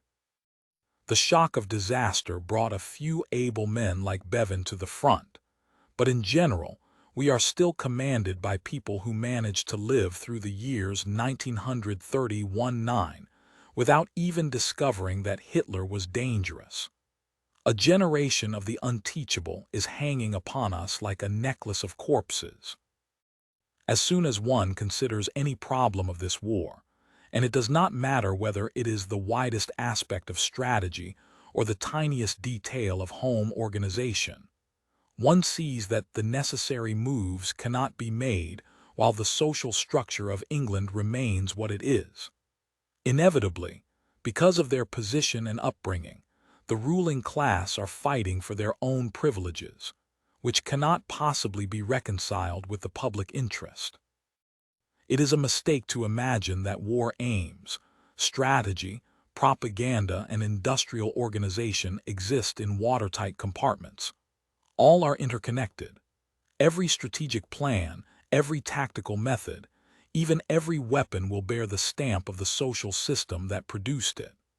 The British ruling class are fighting against Hitler, whom they have always regarded and whom some of them still regard as their protector against Bolshevism. That does not mean that they will deliberately sell out, but it does mean that at every decisive moment they are likely to falter, pull their punches, do the wrong thing. Until the Churchill government called some sort of halt to the process, they have done the wrong thing with an unerring instinct ever since 1931. They helped Franco to overthrow the Spanish government, although anyone not an imbecile could have told them that a fascist Spain would be hostile to England. They fed Italy with war materials all through the winter of 1939-40, although it was obvious to the whole world that the Italians were going to attack us in the spring. For the sake of a few 100,000 dividend drawers, they are turning India from an ally into an enemy. Moreover, so long as the moneyed classes remain in control, we cannot develop any but a defensive strategy. Every victory means a change in the status quo. How can we drive the Italians out of Abyssinia without rousing echoes among the colored peoples of our own empire? How can we even smash Hitler without the risk of bringing the German socialists and communists into power? The left-wingers who wail that this is a capitalist war and that British imperialism is fighting for loot have got their heads screwed on backwards. The last thing the British moneyed class wish for is to acquire fresh territory. It would simply be an embarrassment. Their war aim, both unattainable and unmentionable, is simply to hang on to what they have got. Internally, England is still the rich man's paradise. All talk of equality of sacrifice is nonsense. At the same time as factory workers are asked to put up with longer hours, advertisements for butler, 1 in family, 8 in staff, are appearing in the press. The bombed-out populations of the East End go hungry and homeless, while wealthier victims simply step into their cars and flee to comfortable country houses. The Home Guard swells to 1 million men in a few weeks, and is deliberately organized from above in such a way that only people with private incomes can hold positions of command.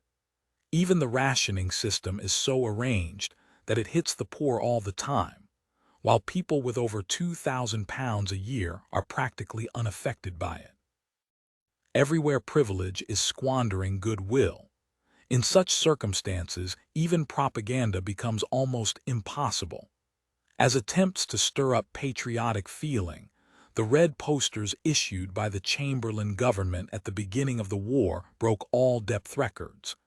Yet they could not have been much other than they were, for how could Chamberlain and his followers take the risk of rousing strong popular feeling against fascism?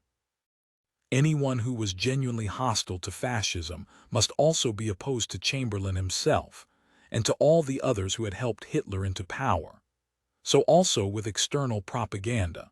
In all Lord Halifax's speeches, there is not one concrete proposal for which a single inhabitant of Europe would risk the top joint of his little finger. For what war aim can Halifax, or anyone like him, conceivably have, except to put the clock back to 1933? It is only by revolution that the native genius of the English people can be set free. Revolution does not mean red flags and street fighting. It means a fundamental shift of power. Whether it happens with or without bloodshed is largely an accident of time and place. Nor does it mean the dictatorship of a single class. The people in England who grasp what changes are needed and are capable of carrying them through are not confined to any one class, though it is true that very few people with over £2,000 a year are among them. What is wanted is a conscious open revolt by ordinary people against inefficiency, class privilege, and the rule of the old. It is not primarily a question of change of government. British governments do, broadly speaking, represent the will of the people, and if we alter our structure from below, we shall get the government we need. Ambassadors, generals, officials, and colonial administrators who are senile or pro-fascist are more dangerous than cabinet ministers whose follies have to be committed in public. Right through our national life, we have got to fight against privilege, against the notion that a half-witted public schoolboy is better for command than an intelligent mechanic. Although there are gifted and honest individuals among them, we have got to break the grip of the moneyed class as a whole. England has got to assume its real shape. The England that is only just beneath the surface, in the factories and the newspaper offices, in the aeroplanes and the submarines, has got to take charge of its own destiny. In the short run, equality of sacrifice, war communism, is even more important than radical economic changes. It is very necessary that industry should be nationalized, but it is more urgently necessary that such monstrosities as butlers and private incomes should disappear forthwith. Almost certainly, the main reason why the Spanish Republic could keep up the fight for 2.5 years against impossible odds was that there were no gross contrasts of wealth. The people suffered horribly, but they all suffered alike. When the private soldier had not a cigarette, the general had not one either. Given equality of sacrifice, the morale of a country like England would probably be unbreakable. But at present, We have nothing to appeal to except traditional patriotism, which is deeper here than elsewhere, but is not necessarily bottomless. At some point or another you have got to deal with the man who says, "I should be no worse off under Hitler."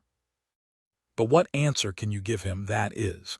What answer that you can expect him to listen to, while common soldiers risk their lives for 2 and 6 pence a day, and fat women ride about in Rolls-Royce cars, nursing Pekingeses?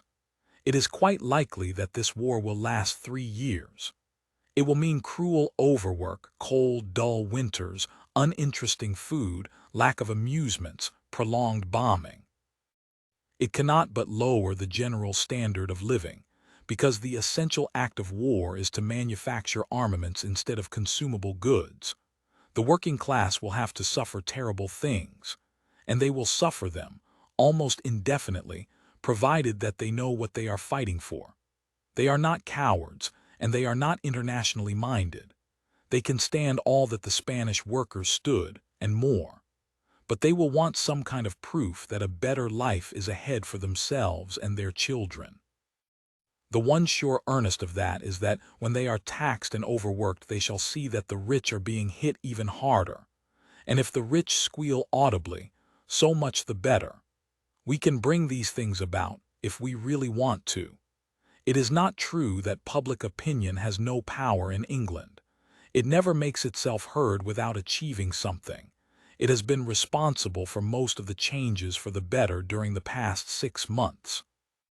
But we have moved with glacier-like slowness, and we have learned only from disasters. It took the fall of Paris to get rid of Chamberlain and the unnecessary suffering of scores of thousands of people in the East End to get rid or partially rid of Sir John Anderson. It is not worth losing a battle in order to bury a corpse, for we are fighting against swift evil intelligences, and time presses, and history to the defeated may say alas, but cannot alter or pardon. 3. During the last 6 months, there has been much talk of the fifth column. From time to time, obscure lunatics have been jailed for making speeches in favor of Hitler, and large numbers of German refugees have been interned, a thing which has almost certainly done us great harm in Europe. It is of course obvious that the idea of a large, organized army of fifth columnists suddenly appearing on the streets with weapons in their hands, as in Holland and Belgium, is ridiculous. Nevertheless, a fifth column danger does exist. One can only consider it if one also considers in what way England might be defeated. It does not seem probable that air bombing can settle a major war. England might well be invaded and conquered, but the invasion would be a dangerous gamble, and if it happened and failed, it would probably leave us more united and less blim-pridden than before.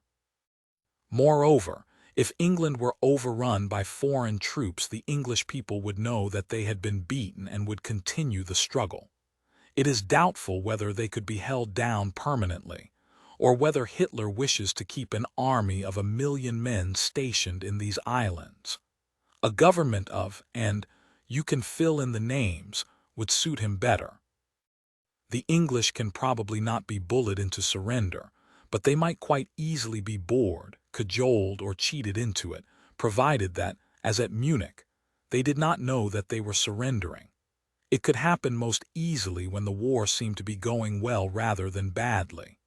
The threatening tone of so much of the German and Italian propaganda is a psychological mistake. It only gets home on intellectuals. With the general public, the proper approach would be, let's call it a draw. It is when a peace offer along those lines is made that the pro-fascists will raise their voices. But who are the pro-fascists? The idea of a Hitler victory appeals to the very rich, to the communists, to Mosley's followers, to the pacifists, and to certain sections among the Catholics.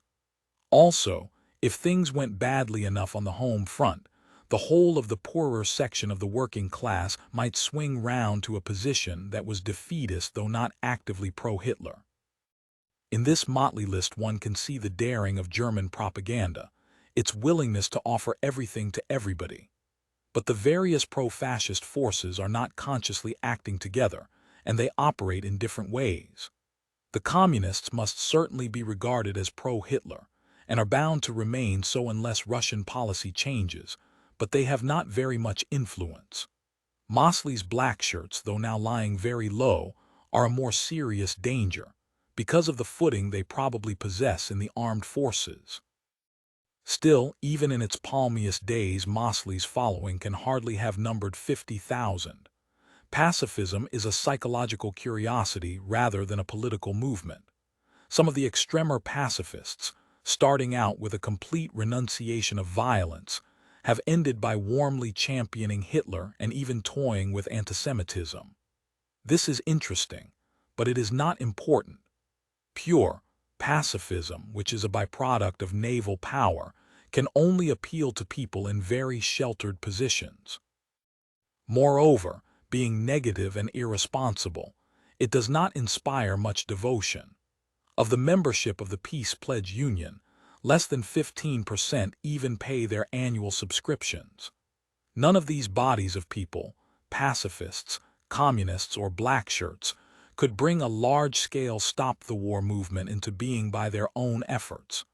But they might help to make things very much easier for a treacherous government negotiating surrender. Like the French communists, they might become the half-conscious agents of millionaires. The real danger is from above. One ought not to pay any attention to Hitler's recent line of talk about being the friend of the poor man, the enemy of plutocracy, etc., etc. Hitler's real self is in Mein Kampf, and in his actions. He has never persecuted the rich, except when they were Jews or when they tried actively to oppose him. He stands for a centralized economy which robs the capitalist of most of his power but leaves the structure of society much as before. The state controls industry, but there are still rich and poor, masters and men. Therefore, as against genuine socialism, the moneyed class have always been on his side.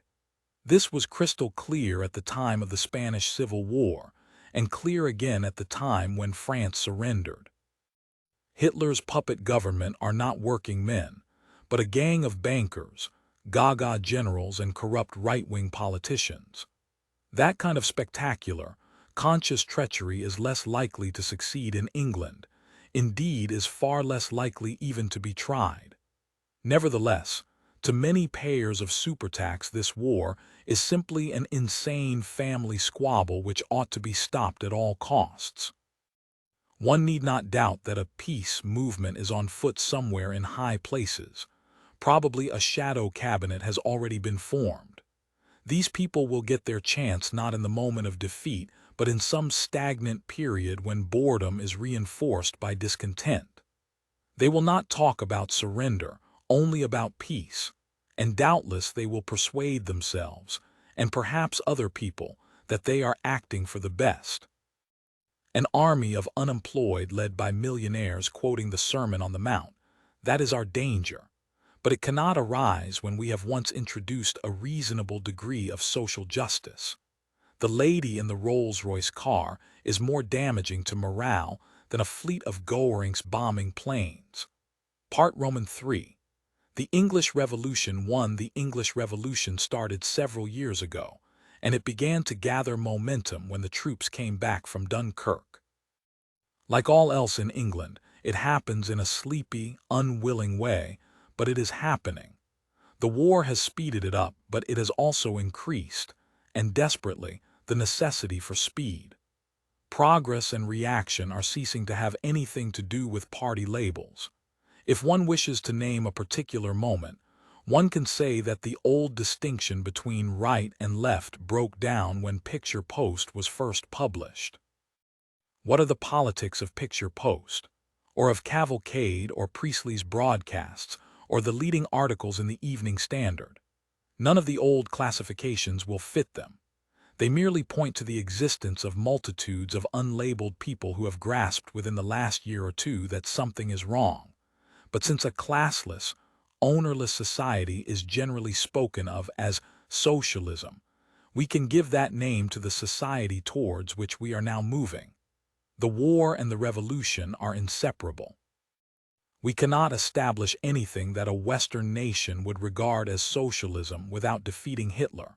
On the other hand, we cannot defeat Hitler while we remain economically and socially in the 19th century. The past is fighting the future, and we have 2 years, a year, possibly only a few months, to see to it that the future wins. We cannot look to this or to any similar government to put through the necessary changes of its own accord. The initiative will have to come from below. That means that there will have to arise something that has never existed in England, a socialist movement that actually has the mass of the people behind it. But one must start by recognizing why it is that English socialism has failed. In England, there is only one socialist party that has ever seriously mattered, the Labour Party. It has never been able to achieve any major change, because except in purely domestic matters, it has never possessed a genuinely independent policy. It was and is primarily a party of the trade unions, devoted to raising wages and improving working conditions. This meant that all through the critical years, it was directly interested in the prosperity of British capitalism. In particular, it was interested in the maintenance of the British Empire, for the wealth of England was drawn largely from Asia and Africa. The standard of living of the trade union workers, whom the Labour Party represented, depended indirectly on the sweating of Indian coolies. At the same time, the Labour Party was a socialist party, using socialist phraseology, thinking in terms of an old-fashioned anti-imperialism, and more or less pledged to make restitution to the colored races. It had to stand for the independence of India, just as it had to stand for disarmament and progress generally. Nevertheless, everyone was aware that this was nonsense. In the age of the tank and the bombing plane, backward agricultural countries like India and the African colonies can no more be independent than can a cat or a dog. Had any Labour government come into office with a clear majority, and then proceeded to grant India anything that could truly be called independence, India would simply have been absorbed by Japan, or divided between Japan and Russia. To a Labour government in power, 3 imperial policies would have been open. One was to continue administering the empire exactly as before, which meant dropping all pretensions to socialism.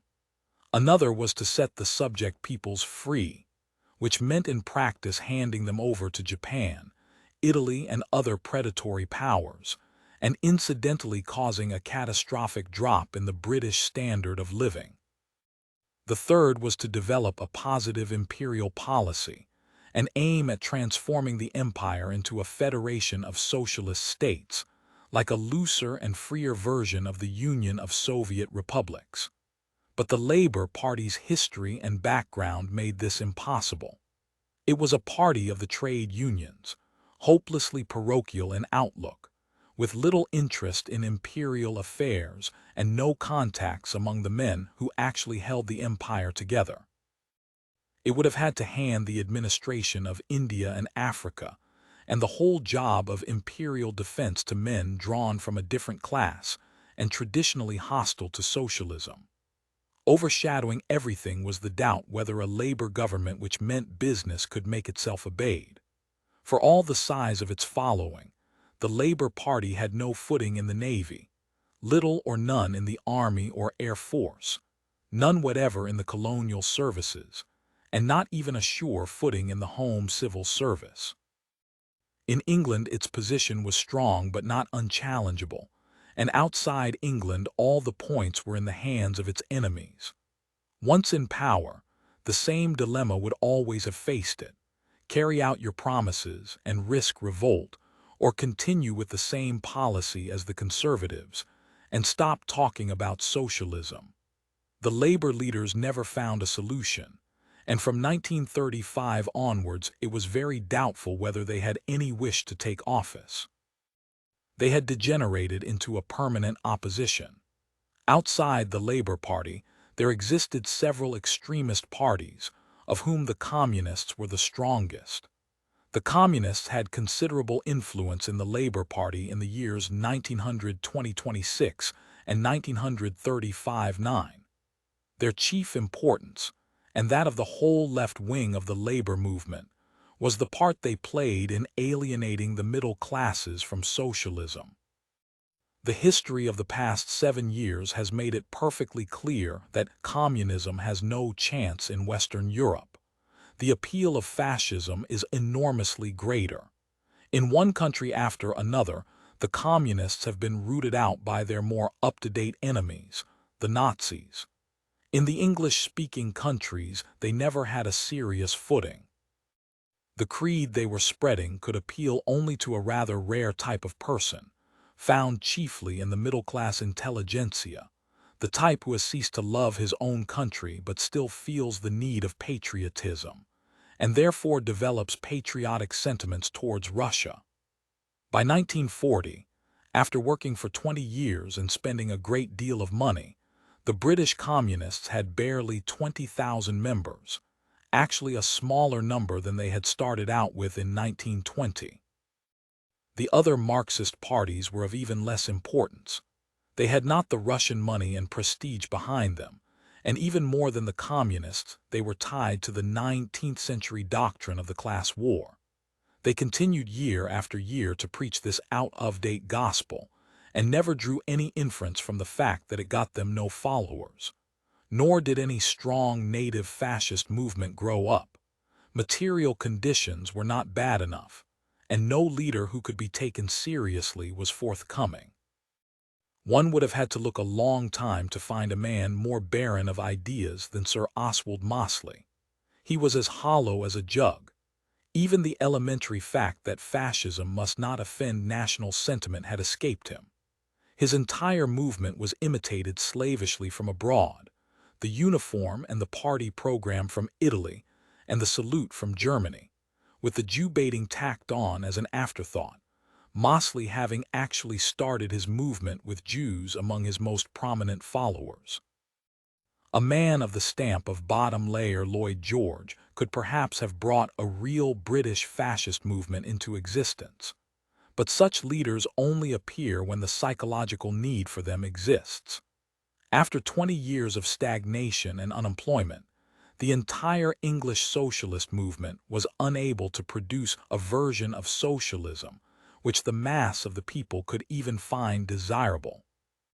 The Labour Party stood for a timid reformism. The Marxists were looking at the modern world through 19th century spectacles. Both ignored agriculture and imperial problems, and both antagonized the middle classes. The suffocating stupidity of left-wing propaganda had frightened away whole classes of necessary people: factory managers, airmen, naval officers, farmers, white-collar workers, shopkeepers, policemen. All of these people had been taught to think of socialism as something which menaced their livelihood, or as something seditious, alien, anti-British, as they would have called it. Only the intellectuals, the least useful section of the middle class, gravitated towards the movement. A socialist party which genuinely wished to achieve anything would have started by facing several facts which to this day are considered unmentionable in left-wing circles. It would have recognized that England is more united than most countries, that the British workers have a great deal to lose besides their chains, and that the differences in outlook and habits between class and class are rapidly diminishing. In general, it would have recognized that the old-fashioned proletarian revolution is an impossibility. But all through the between-war years, no socialist program that was both revolutionary and workable ever appeared. Basically, no doubt, because no one genuinely wanted any major change to happen. The labor leaders wanted to go on, drawing their salaries and periodically swapping jobs with the conservatives.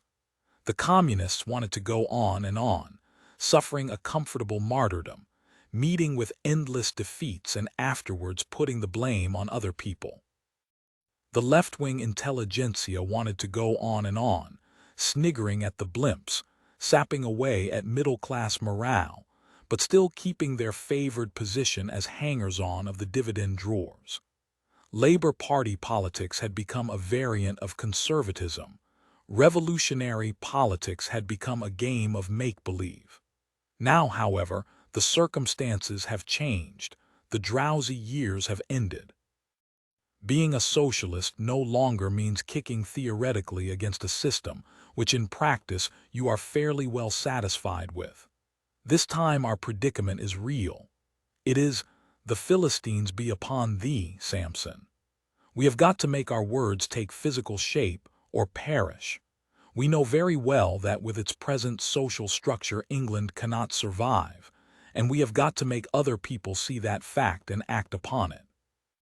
We cannot win the war without introducing socialism, nor establish socialism without winning the war.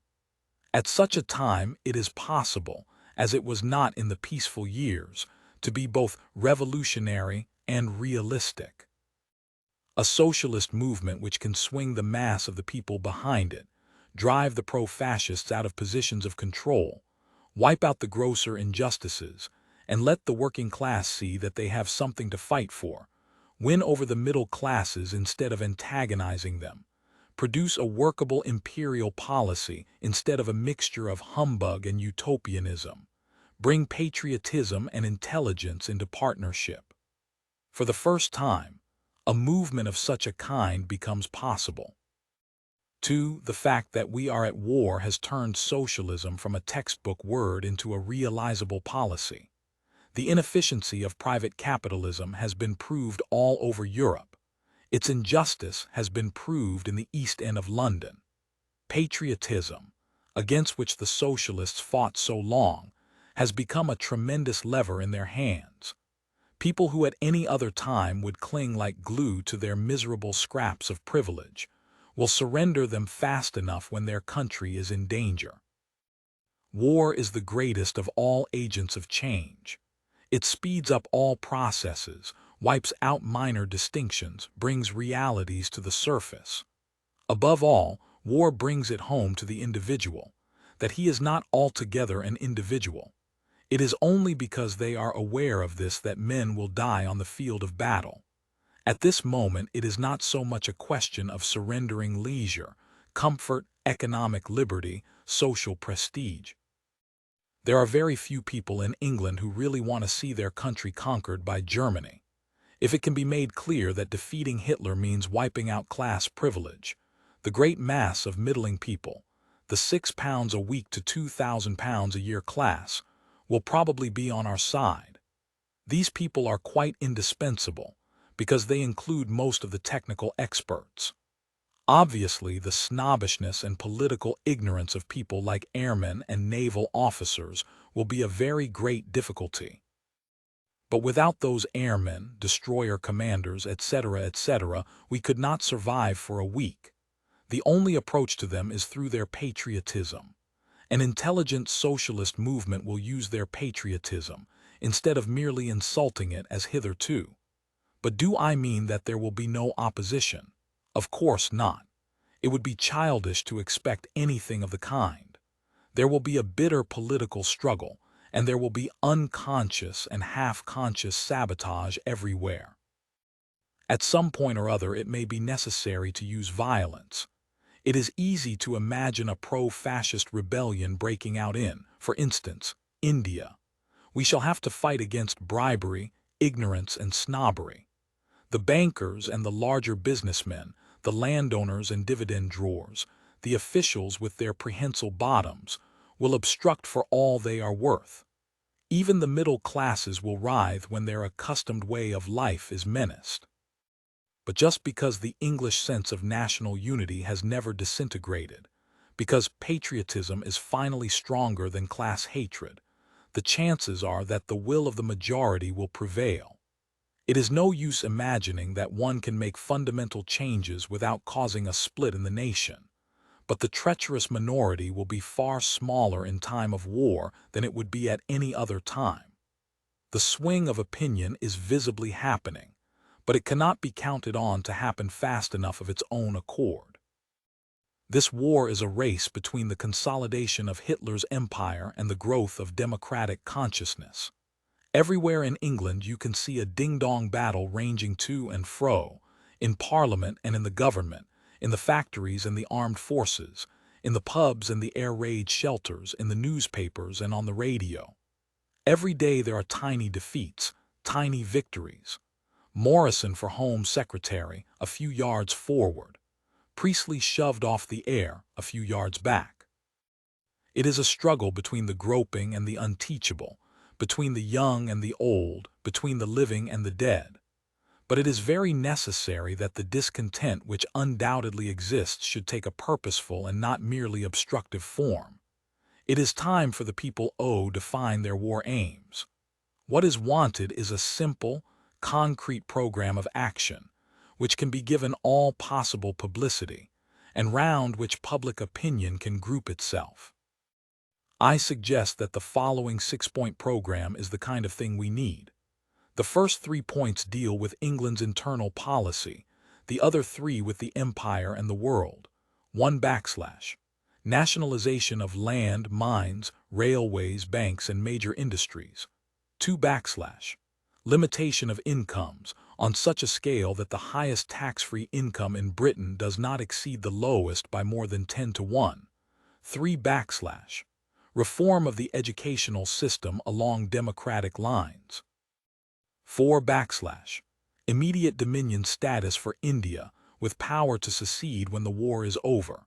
5 / formation of an imperial general council in which the colored peoples are to be represented. 6 / declaration of formal alliance with China, Abyssinia, and all other victims of the fascist powers. The general tendency of this program is unmistakable. It aims quite frankly at turning this war into a revolutionary war and England into a socialist democracy. I have deliberately included in it nothing that the simplest person could not understand and see the reason for. In the form in which I have put it, it could be printed on the front page of the Daily Mirror. But for the purposes of this book, a certain amount of amplification is needed. 1 / nationalization. One can nationalize industry by the stroke of a pen, but the actual process is slow and complicated. What is needed is that the ownership of all major industry shall be formally vested in the state, representing the common people. Once that is done, it becomes possible to eliminate the class of mere owners who live not by virtue of anything they produce, but by the possession of title deeds and share certificates. State ownership implies, therefore, that nobody shall live without working. How sudden a change in the conduct of industry it implies is less certain. In a country like England, we cannot rip down the whole structure and build again from the bottom, least of all in time of war. Inevitably, the majority of industrial concerns will continue with much the same personnel as before, the one-time owners or managing directors carrying on with their jobs as state employees. There is reason to think that many of the smaller capitalists would actually welcome some such arrangement. The resistance will come from the big capitalists, the bankers, the landlords, and the idle rich, roughly speaking the class with over £2,000 a year. And even if one counts in all their dependents, there are not more than 500,000 of these people in England. Nationalization of agricultural land implies cutting out the landlord and the tithe drawer, but not necessarily interfering with the farmer. It is difficult to imagine any reorganization of English agriculture that would not retain most of the existing farms as units, at any rate at the beginning. The farmer, when he is competent, will continue as a salaried manager. He is virtually that already, with the added disadvantage of having to make a profit and being permanently in debt to the bank. With certain kinds of petty trading, and even the small-scale ownership of land, the state will probably not interfere at all. It would be a great mistake to start by victimizing the smallholder class, for instance.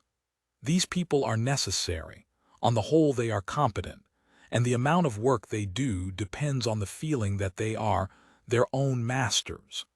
But the state will certainly impose an upward limit to the ownership of land, probably 15 acres at the very most, and will never permit any ownership of land in town areas.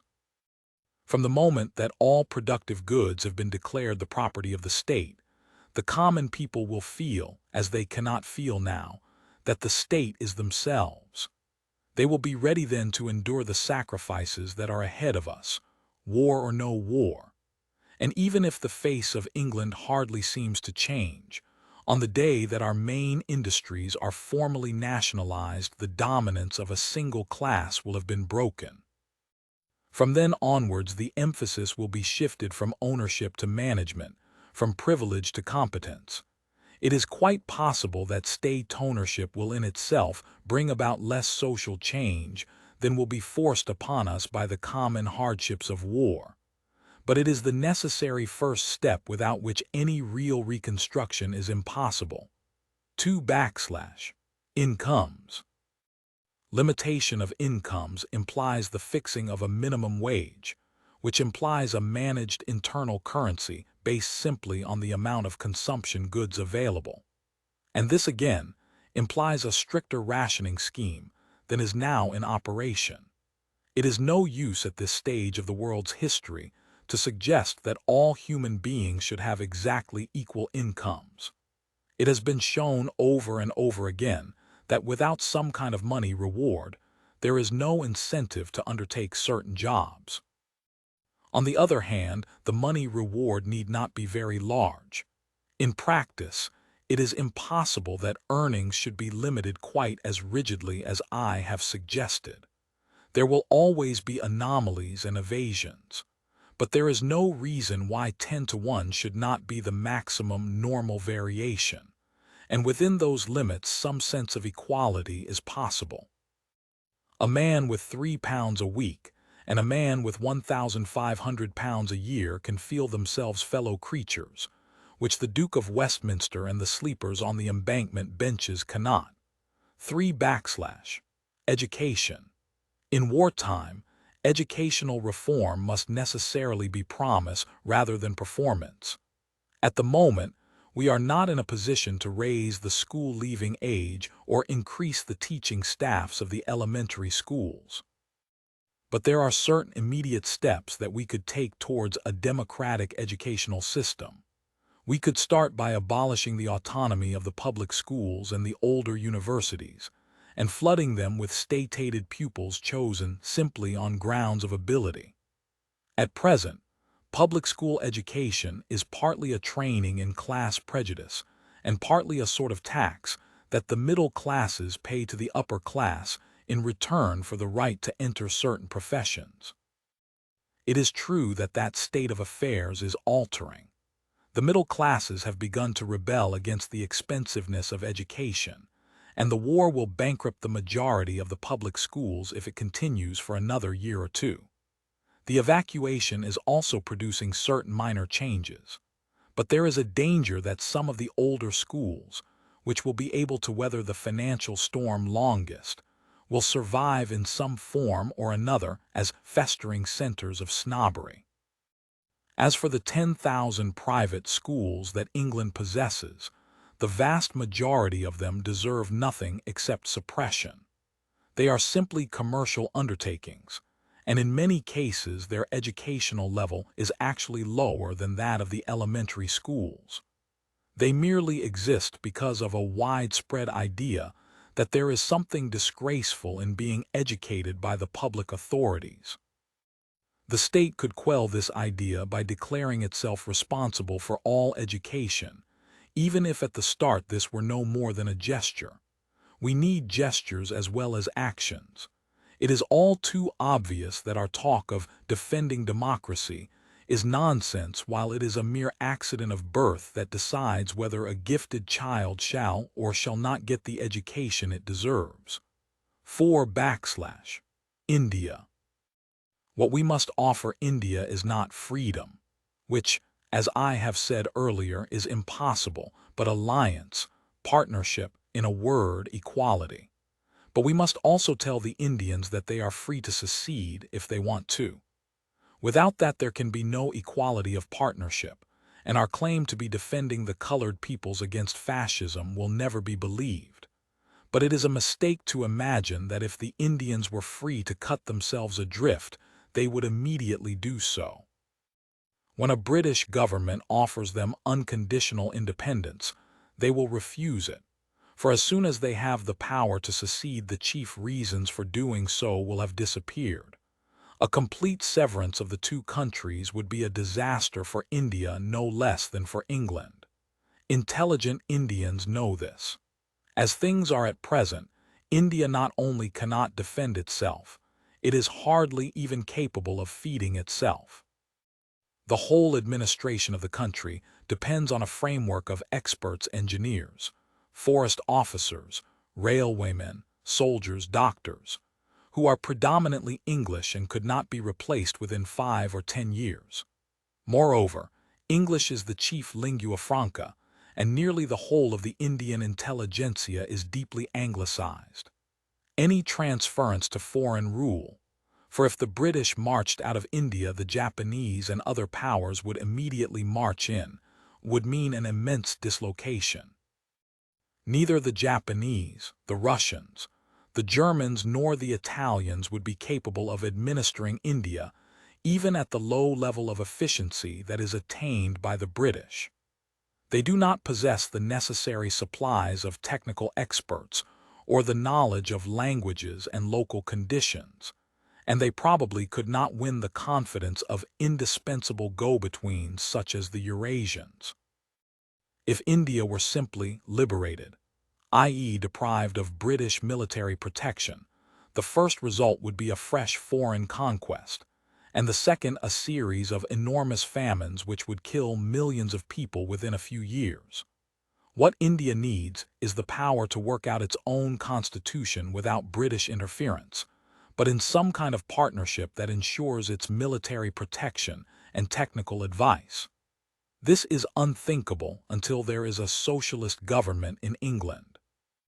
For at least 80 years, England has artificially prevented the development of India, partly from fear of trade competition if Indian industries were too highly developed, partly because backward peoples are more easily governed than civilized ones. It is a commonplace that the average Indian suffers far more from his own countrymen than from the British. The petty Indian capitalist exploits the town worker with the utmost ruthlessness. The peasant lives from birth to death in the grip of the moneylender. But all this is an indirect result of the British rule, which aims half-consciously at keeping India as backward as possible. The classes most loyal to Britain are the princes, the landowners and the business community, in general, the reactionary classes who are doing fairly well out of the status quo. The moment that England ceased to stand towards India in the relation of an exploiter, the balance of forces would be altered. No need then for the British to flatter the ridiculous Indian princes, with their gilded elephants and cardboard armies, to prevent the growth of the Indian trade unions, to play off Moslem against Hindu, to protect the worthless life of the moneylender, to receive the salams of toadying minor officials, to prefer the half-barbarous Gurkha to the educated Bengali. Once check that stream of dividends that flows from the bodies of Indian coolies to the banking accounts of old ladies in Cheltenham, and the whole Sahib, native nexus, with its haughty ignorance on one side and envy and servility on the other, can come to an end. Englishmen and Indians can work side by side for the development of India, and for the training of Indians in all the arts which, so far, they have been systematically prevented from learning. How many of the existing British personnel in India, commercial or official, would fall in with such an arrangement, which would mean ceasing once and for all to be sahibs, is a different question. But broadly speaking, more is to be hoped from the younger men and from those officials, civil engineers, forestry and agriculture experts, doctors, educationists, who have been scientifically educated. The higher officials, the provincial governors, commissioners, judges, etc. are hopeless, but they are also the most easily replaceable.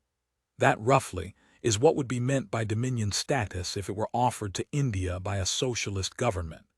It is an offer of partnership on equal terms until such time as the world has ceased to be ruled by bombing planes. But we must add to it the unconditional right to secede. It is the only way of proving that we mean what we say. And what applies to India applies, mutatis mutandis, to Burma, Malaya, and most of our African possessions. 5 and 6 explain themselves. They are the necessary preliminary to any claim that we are fighting this war for the protection of peaceful peoples against fascist aggression. Is it impossibly hopeful to think that such a policy as this could get a following in England? A year ago, even 6 months ago, it would have been, but not now. Moreover, and this is the peculiar opportunity of this moment, it could be given the necessary publicity. There is now a considerable weekly press, with a circulation of millions, which would be ready to popularize, if not exactly the program I have sketched above, at any rate some policy along those lines. There are even 3 or 4 daily papers which would be prepared to give it a sympathetic hearing. That is the distance we have traveled in the last 6 months. But is such a policy realizable? That depends entirely on ourselves. Some of the points I have suggested are of the kind that could be carried out immediately. Others would take years or decades, and even then would not be perfectly achieved. No political program is ever carried out in its entirety. But what matters is that or something like it should be our declared policy. It is always the direction that counts. It is of course quite hopeless to expect the present government to pledge itself to any policy that implies turning this war into a revolutionary war. It is at best a government of compromise, with Churchill riding 2 horses like a circus acrobat. Before such measures as limitation of incomes become even thinkable, there will have to be a complete shift of power away from the old ruling class. If during this winter the war settles into another stagnant period, we ought, in my opinion, to agitate for a general election, a thing which the Tory party machine will make frantic efforts to prevent. But even without an election, we can get the government we want, provided that we want it urgently enough. A real shove from below will accomplish it. As to who will be in that government when it comes, I make no guess. I only know that the right men will be there when the people really want them, for it is movements that make leaders and not leaders movements. Within a year, perhaps even within 6 months, if we are still unconquered, we shall see the rise of something that has never existed before, a specifically English socialist movement. Hitherto there has been only the Labour Party, which was the creation of the working class but did not aim at any fundamental change, and Marxism, which was a German theory interpreted by Russians and unsuccessfully transplanted to England. There was nothing that really touched the heart of the English people.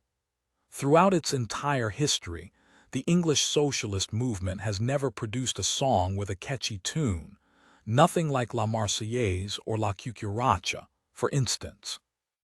When a socialist movement native to England appears, the Marxists, like all others with a vested interest in the past, will be its bitter enemies. Inevitably, they will denounce it as fascism. Already it is customary among the more soft-boiled intellectuals of the left to declare that if we fight against the Nazis, we shall go Nazi ourselves.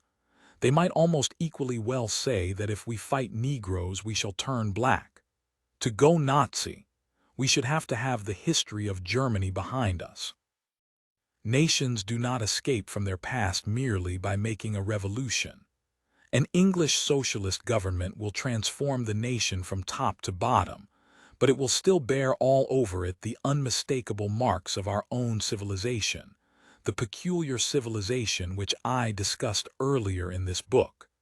It will not be doctrinaire, nor even logical. It will abolish the House of Lords, but quite probably will not abolish the monarchy. It will leave anachronisms and loose ends everywhere. The judge in his ridiculous horsehair wig and the lion, and the unicorn on the soldier's cap buttons.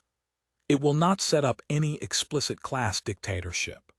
It will group itself round the old Labor Party, and its mass following will be in the trade unions. But it will draw into it most of the middle class and many of the younger sons of the bourgeoisie.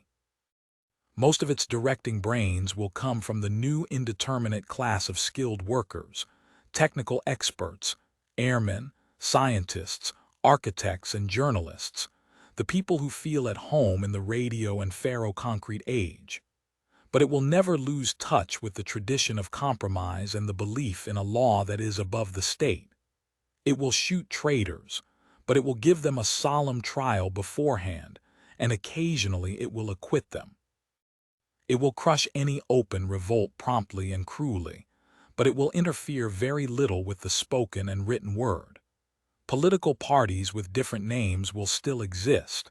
Revolutionary sects will still be publishing their newspapers and making as little impression as ever. It will disestablish the church, but will not persecute religion. It will retain a vague reverence for the Christian moral code, and from time to time will refer to England as a Christian country. The Catholic Church will war against it, but the nonconformist sects and the bulk of the Anglican Church will be able to come to terms with it.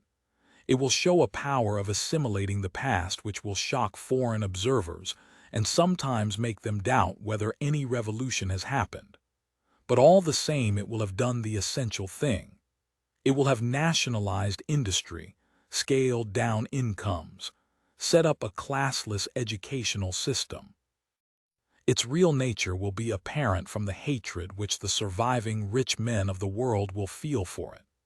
It will aim not at disintegrating the empire, but at turning it into a federation of socialist states, freed not so much from the British flag as from the moneylender, the dividend drawer, and the wooden-headed British official.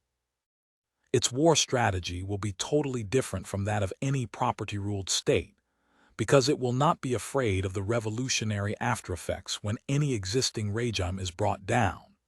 It will not have the smallest scruple about attacking hostile neutrals or stirring up native rebellion in enemy colonies. It will fight in such a way that even if it is beaten, its memory will be dangerous to the victor, as the memory of the French Revolution was dangerous to Metternich's Europe. The dictators will fear it as they could not fear the existing British regime, even if its military strength were 10 times what it is. But at this moment, when the drowsy life of England has barely altered, and the offensive contrast of wealth and poverty still exists everywhere, even amid the bombs, why do I dare to say that all these things will happen? Because the time has come when one can predict the future in terms of an either-or. Either we turn this war into a revolutionary war. I do not say that our policy will be exactly what I have indicated above, merely that it will be along those general lines, or we lose it, and much more besides. Quite soon it will be possible to say definitely that our feet are set upon one path or the other. But at any rate it is certain that with our present social structure we cannot win. Our real forces, physical, moral, or intellectual, cannot be mobilized. 3. Patriotism has nothing to do with conservatism. It is actually the opposite of conservatism, since it is a devotion to something that is always changing, and yet is felt to be mystically the same. It is the bridge between the future and the past. No real revolutionary has ever been an internationalist. During the past 20 years, the negative, feignant outlook which has been fashionable among English left-wingers, the sniggering of the intellectuals at patriotism and physical courage, the persistent effort to chip away English morale and spread a hedonistic, what do I get out of it attitude to life, has done nothing but harm. It would have been harmful even if we had been living in the squashy League of Nations universe that these people imagined. In an age of Fuhras and bombing planes, it was a disaster. However little we may like it, toughness is the price of survival. A nation trained to think hedonistically cannot survive amid peoples who work like slaves and breed like rabbits, and whose chief national industry is war. English socialists of nearly all colors have wanted to make a stand against fascism, but at the same time they have aimed at making their own countrymen unwarlike. They have failed, because in England traditional loyalties are stronger than new ones. But in spite of all the anti-fascist heroics of the left-wing press, what chance should we have stood when the real struggle with fascism came, if the average Englishman had been the kind of creature that the New Statesman, the Daily Worker, or even the News Chronicle wished to make him? Up to 1935, virtually all English left-wingers were vaguely pacifist. After 1935, the more vocal of them flung themselves eagerly into the Popular Front movement, which was simply an evasion of the whole problem posed by fascism. It set out to be anti-fascist in a purely negative way, against fascism without being for any discoverable policy, and underneath it lay the flabby idea that when the time came the Russians would do our fighting for us. It is astonishing how this illusion fails to die. Every week sees its spate of letters to the press, pointing out that if we had a government with no Tories in it, the Russians could hardly avoid coming round to our side. Or we are to publish high-sounding war aims, vidi books like Unser Kampf, 100 million allies, if we choose, etc., whereupon the European populations will infallibly rise on our behalf. It is the same idea all the time: look abroad for your inspiration, get someone else to do your fighting for you. Underneath it lies the frightful inferiority complex of the English intellectual, the belief that the English are no longer a martial race, no longer capable of enduring. In truth, there is no reason to think that anyone will do our fighting for us yet a while, except the Chinese, who have been doing it for 3 years already. The Russians may be driven to fight on our side by the fact of a direct attack, but they have made it clear enough that they will not stand up to the German army if there is any way of avoiding it. In any case, they are not likely to be attracted by the spectacle of a left-wing government in England. The present Russian regime must almost certainly be hostile to any revolution in the West. The subject peoples of Europe will rebel when Hitler begins to totter, but not earlier. Our potential allies are not the Europeans, but on the one hand the Americans, who will need a year to mobilize their resources even if big business can be brought to heel, and on the other hand the colored peoples, who cannot be even sentimentally on our side till our own revolution has started. For a long time, a year, 2 years, possibly 3 years, England has got to be the shock absorber of the world. We have got to face bombing, overwork, influenza, boredom, and treacherous peace offers. Manifestly, it is a time to stiffen morale, not to weaken it.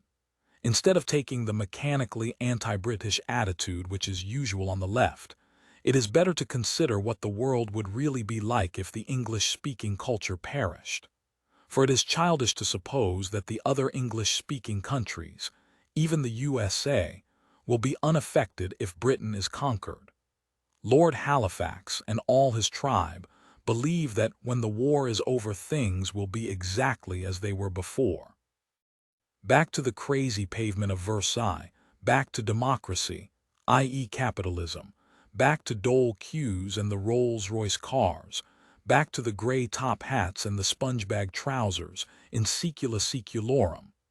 It is of course obvious that nothing of the kind is going to happen. A feeble imitation of it might just possibly happen in the case of a negotiated peace, but only for a short while.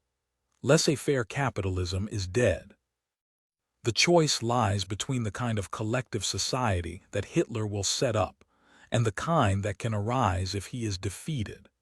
If Hitler wins this war, he will consolidate his rule over Europe, Africa, and the Middle East, and if his armies have not been too greatly exhausted beforehand, he will wrench vast territories from Soviet Russia. He will set up a graded caste society in which the German Herrenfolk, master race, or aristocratic race, will rule over Slavs and other lesser peoples whose job it will be to produce low-priced agricultural products. He will reduce the colored peoples once and for all to outright slavery. The real quarrel of the fascist powers with British imperialism is that they know that it is disintegrating. Another 20 years along the present line of development, and India will be a peasant republic linked with England only by voluntary alliance.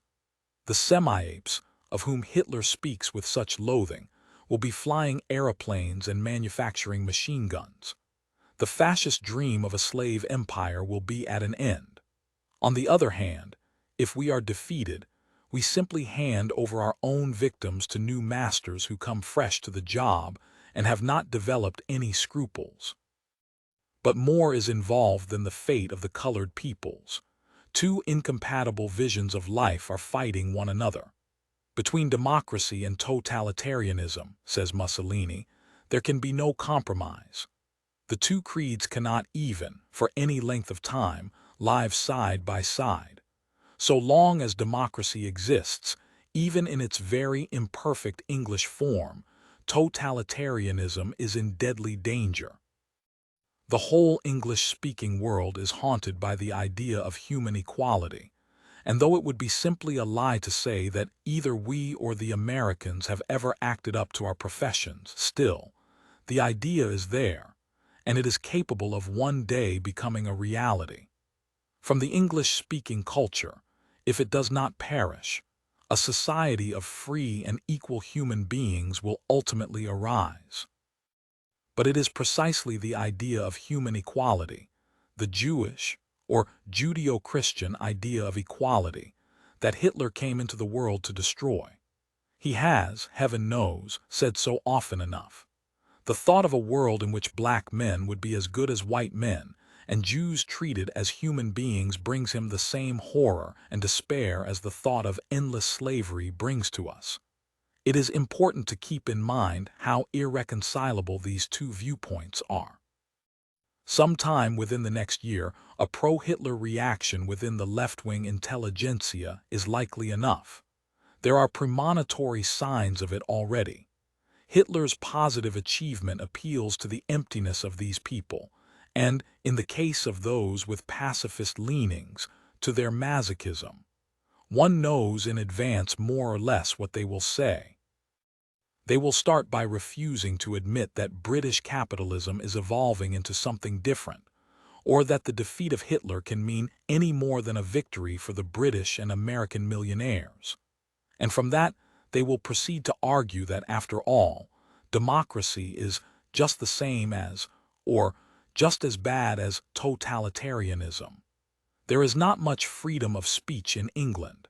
Therefore, there is no more than exists in Germany. To be on the dole is a horrible experience. Therefore, it is no worse to be in the torture chambers of the Gestapo. In general, two blacks make a white, half a loaf is the same as no bread. But in reality, whatever may be true about democracy and totalitarianism, it is not true that they are the same. It would not be true, even if British democracy were incapable of evolving beyond its present stage. The whole conception of the militarized continental state, with its secret police, its censored literature and its conscript labor, is utterly different from that of the loose maritime democracy, with its slums and unemployment, its strikes and party politics. It is the difference between land power and sea power, between cruelty and inefficiency, between lying and self-deception, between the SS man and the rent collector. And in choosing between them, one chooses not so much on the strength of what they now are as of what they are capable of becoming. But in a sense it is irrelevant whether democracy, at its highest or at its lowest, is better than totalitarianism. To decide that one would have to have access to absolute standards. The only question that matters is where one's real sympathies will lie when the pinch comes. The intellectuals who are so fond of balancing democracy against totalitarianism and proving that one is as bad as the other are simply frivolous people who have never been shoved up against realities. They show the same shallow misunderstanding of fascism now, when they are beginning to flirt with it, as a year or two ago when they were squealing against it. The question is not, can you make out a debating society case in favor of Hitler? The question is, do you genuinely accept that case? Are you willing to submit to Hitler's rule? Do you want to see England conquered, or don't you? It would be better to be sure on that point before frivolously siding with the enemy. For there is no such thing as neutrality in war. In practice, one must help one side or the other. When the pinch comes, no one bred in the Western tradition can accept the fascist vision of life. It is important to realize that now, and to grasp what it entails. With all its sloth, hypocrisy, and injustice, the English-speaking civilization is the only large obstacle in Hitler's path. It is a living contradiction of all the infallible dogmas of fascism. That is why all fascist writers for years past have agreed that England's power must be destroyed. England must be exterminated, must be annihilated, must cease to exist. Strategically, it would be possible for this war to end with Hitler in secure possession of Europe, and with the British Empire intact and British seaport barely affected. But ideologically, it is not possible. Were Hitler to make an offer along those lines, it could only be treacherously, with a view to conquering England indirectly or renewing the attack at some more favorable moment. England cannot possibly be allowed to remain as a sort of funnel through which deadly ideas from beyond the Atlantic flow into the police states of Europe. And turning it round to our point of view, we see the vastness of the issue before us, the all-importance of preserving our democracy more or less as we have known it. But to preserve is always to extend. The choice before us is not so much between victory and defeat as between revolution and apathy. If the thing we are fighting for is altogether destroyed, it will have been destroyed partly by our own act. It could happen that England could introduce the beginnings of socialism, turn this war into a revolutionary war, and still be defeated. That is at any rate thinkable. But terrible as it would be for anyone who is now adult, it would be far less deadly than the compromise peace, which a few rich men and their hired liars are hoping for. The final ruin of England could only be accomplished by an English government acting under orders from Berlin. But that cannot happen if England has awakened beforehand. For in that case the defeat would be unmistakable, the struggle would continue, the idea would survive. The difference between going down fighting and surrendering without a fight is by no means a question of honor and schoolboy heroics. Hitler said once that to accept defeat destroys the soul of a nation. This sounds like a piece of claptrap, but it is strictly true. The defeat of 1870 did not lessen the world influence of France. The Third Republic had more influence, intellectually, than the France of Napoleon Roman III. But the sort of peace that Pétain, Laval and Co. have accepted can only be purchased by deliberately wiping out the national culture. The Vichy government will enjoy a spurious independence only on condition that it destroys the distinctive marks of French culture: republicanism, secularism, respect for the intellect, absence of color prejudice. We cannot be utterly defeated if we have made our revolution beforehand. We may see German troops marching down Whitehall, but another process, ultimately deadly to the German power dream, will have been started. The Spanish people were defeated, but the things they learned during those 2.5 memorable years will one day come back upon the Spanish fascists like a boomerang. A piece of Shakespearean bombast was much quoted at the beginning of the war. Even Mr. Chamberlain quoted it once, if my memory does not deceive me. "Come the four corners of the world in arms, and we shall shock them. Naught shall make us rue if England to herself do rest but true." It is right enough if you interpret it rightly. But England has got to be true to herself.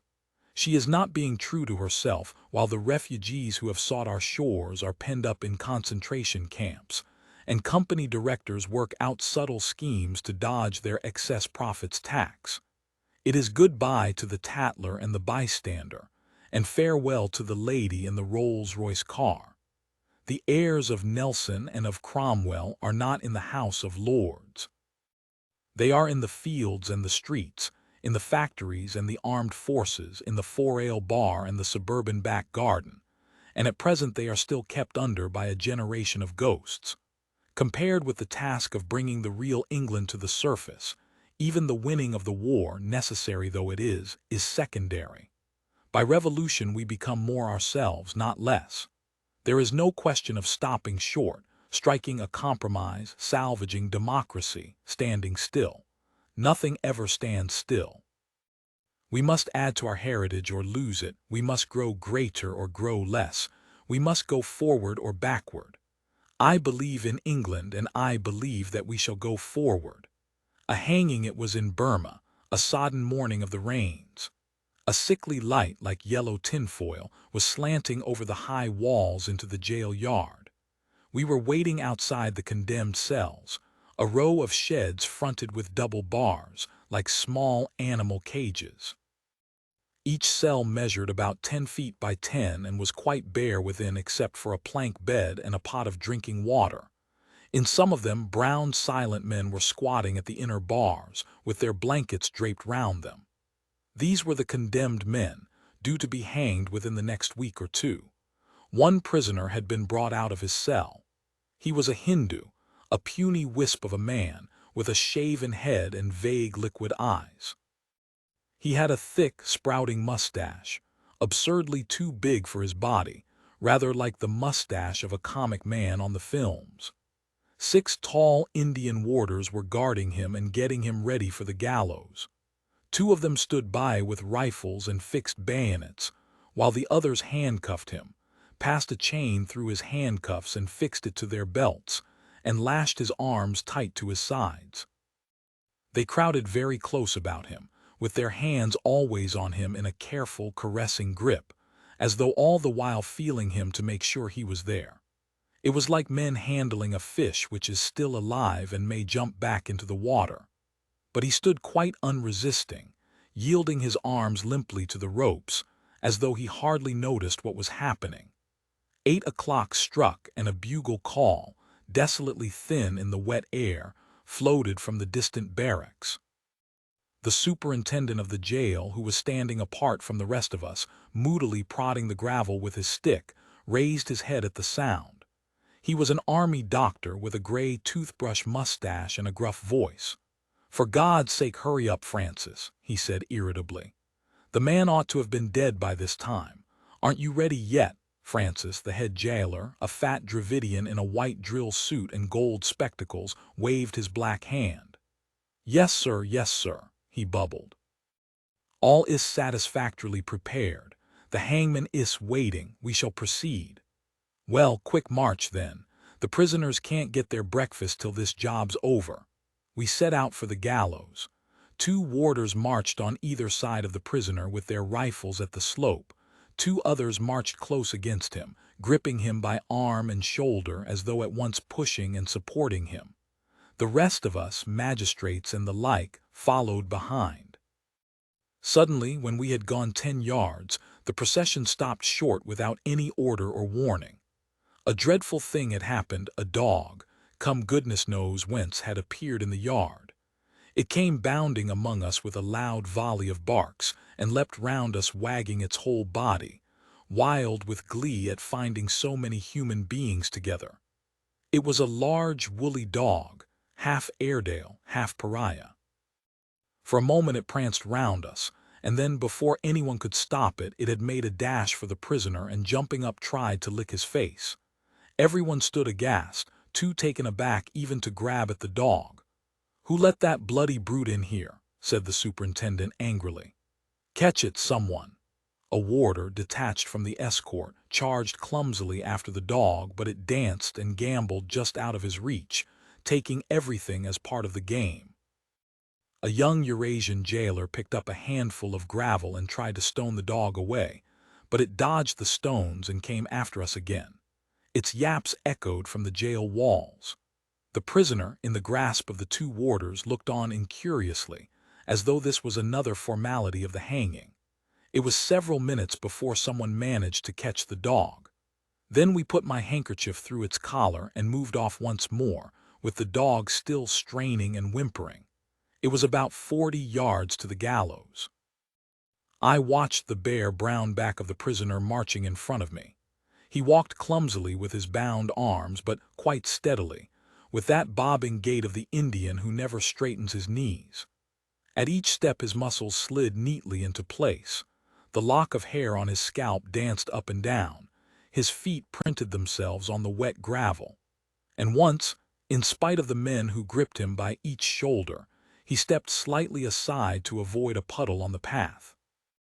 It is curious, but till that moment I had never realized what it means to destroy a healthy, conscious man. When I saw the prisoner step aside to avoid the puddle, I saw the mystery, the unspeakable wrongness of cutting a life short when it is in full tide. This man was not dying. He was alive just as we were alive. All the organs of his body were working, bowels digesting food, skin renewing itself, nails growing, tissues forming, all toiling away in solemn foolery. His nails would still be growing when he stood on the drop, when he was falling through the air with 1/10 of a second to live. His eyes saw the yellow gravel and the gray walls, and his brain still remembered, foresaw, reasoned even about puddles. He and we were a party of men walking together, seeing, hearing, feeling, understanding the same world. And in 2 minutes, with a sudden snap, one of us would be gone, one mind less, one world less. The gallows stood in a small yard, separate from the main grounds of the prison and overgrown with tall, prickly weeds. It was a brick erection like 3 sides of a shed, with planking on top, and above that 2 beams and a crossbar with the rope dangling. The hangman, a gray-haired convict in the white uniform of the prison, was waiting beside his machine. He greeted us with a servile crouch as we entered. At a word from Francis, the 2 warders, gripping the prisoner more closely than ever, half led, half pushed him to the gallows and helped him clumsily up the ladder. Then the hangman climbed up and fixed the rope round the prisoner's neck. We stood waiting, 5 yards away. The warders had formed in a rough circle round the gallows, and then when the noose was fixed, the prisoner began crying out on his God. It was a high, reiterated cry of ram, ram, ram, ram. Not urgent and fearful like a prayer or a cry for help, but steady, rhythmical, almost like the tolling of a bell. The dog answered the sound with a whine. The hangman, still standing on the gallows, produced a small cotton bag like a flour bag and drew it down over the prisoner's face. But the sound, muffled by the cloth, still persisted, over and over again. Ram, ram, ram, ram, ram. The hangman climbed down and stood ready, holding the lever. Minutes seemed to pass. The steady, muffled crying from the prisoner went on and on, ram, ram, ram, never faltering for an instant. The superintendent, his head on his chest, was slowly poking the ground with his stick. Perhaps he was counting the cries, allowing the prisoner a fixed number, 50 perhaps, or 100. Everyone had changed color. The Indians had gone gray like bad coffee, and 1 or 2 of the bayonets were wavering. We looked at the lashed, hooded man on the drop and listened to his cries, each cry another second of life. The same thought was in all our minds. Oh, kill him quickly, get it over, stop that abominable noise. Suddenly the superintendent made up his mind. Throwing up his head, he made a swift motion with his stick. "Chalo!" he shouted almost fiercely. There was a clanking noise and then dead silence. The prisoner had vanished and the rope was twisting on itself. I let go of the dog and it galloped immediately to the back of the gallows. But when it got there, it stopped short, barked, and then retreated into a corner of the yard where it stood among the weeds, looking timorously out at us. We went round the gallows to inspect the prisoner's body. He was dangling with his toes pointed straight downwards, very slowly revolving, as dead as a stone.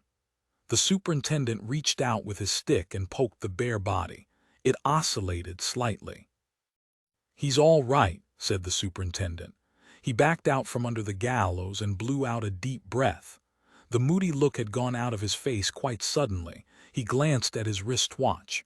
8 minutes past 8. Well, that's all for this morning, thank God. The warders unfixed bayonets and marched away. The dog, sobered and conscious of having misbehaved itself, slipped after them.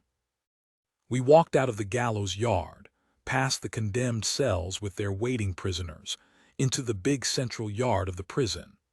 The convicts, under the command of warders armed with lathis, were already receiving their breakfast.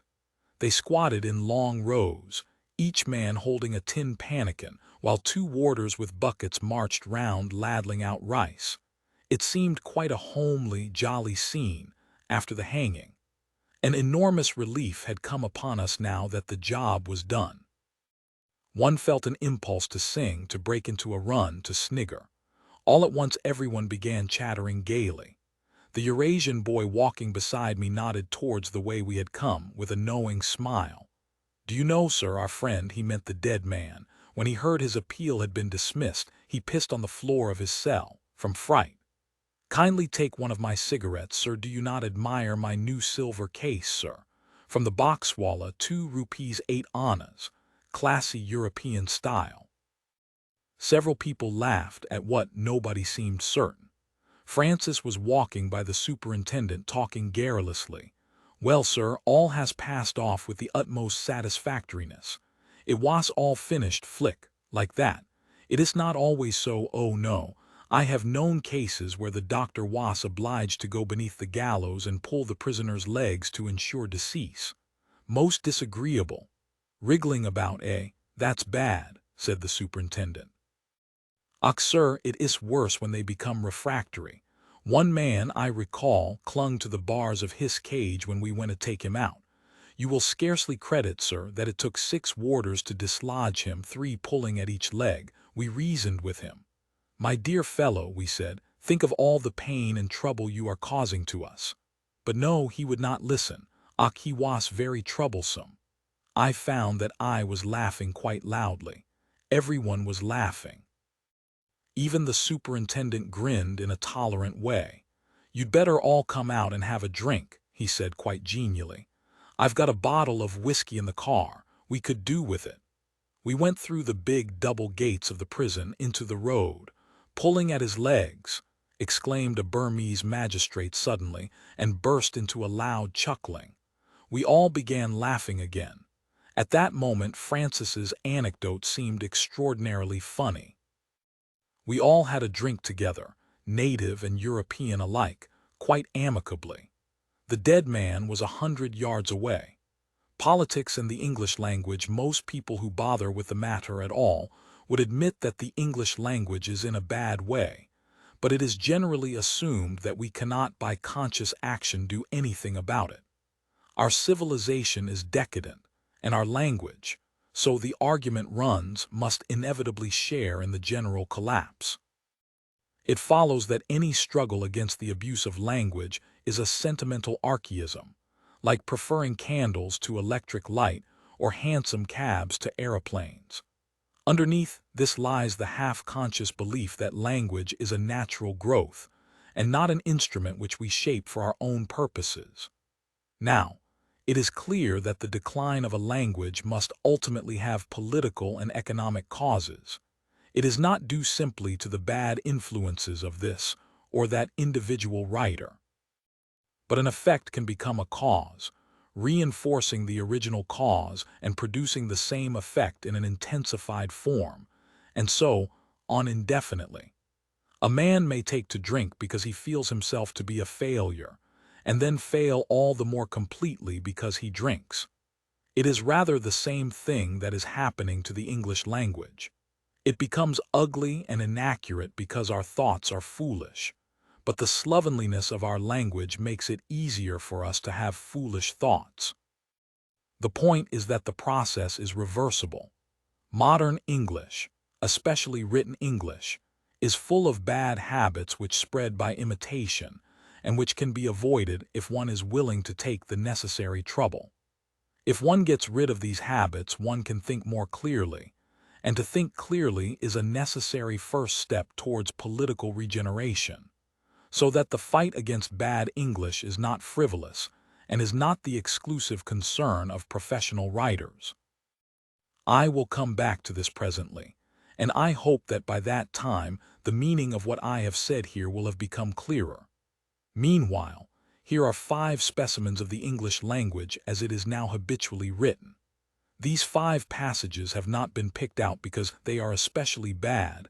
I could have quoted far worse if I had chosen, but because they illustrate various of the mental vices from which we now suffer. They are a little below the average, but are fairly representative samples. I number them so I can refer back to them when necessary. 1 backslash. I am not, indeed, sure whether it is not true to say that the Milton who once seemed not unlike a 17th-century Shelley had not become, out of an experience ever more bitter in each year, more alien, to the founder of that Jesuit sect which nothing could induce him to tolerate. Professor Harold Lasky, Essay in Freedom of Expression 2 backslash.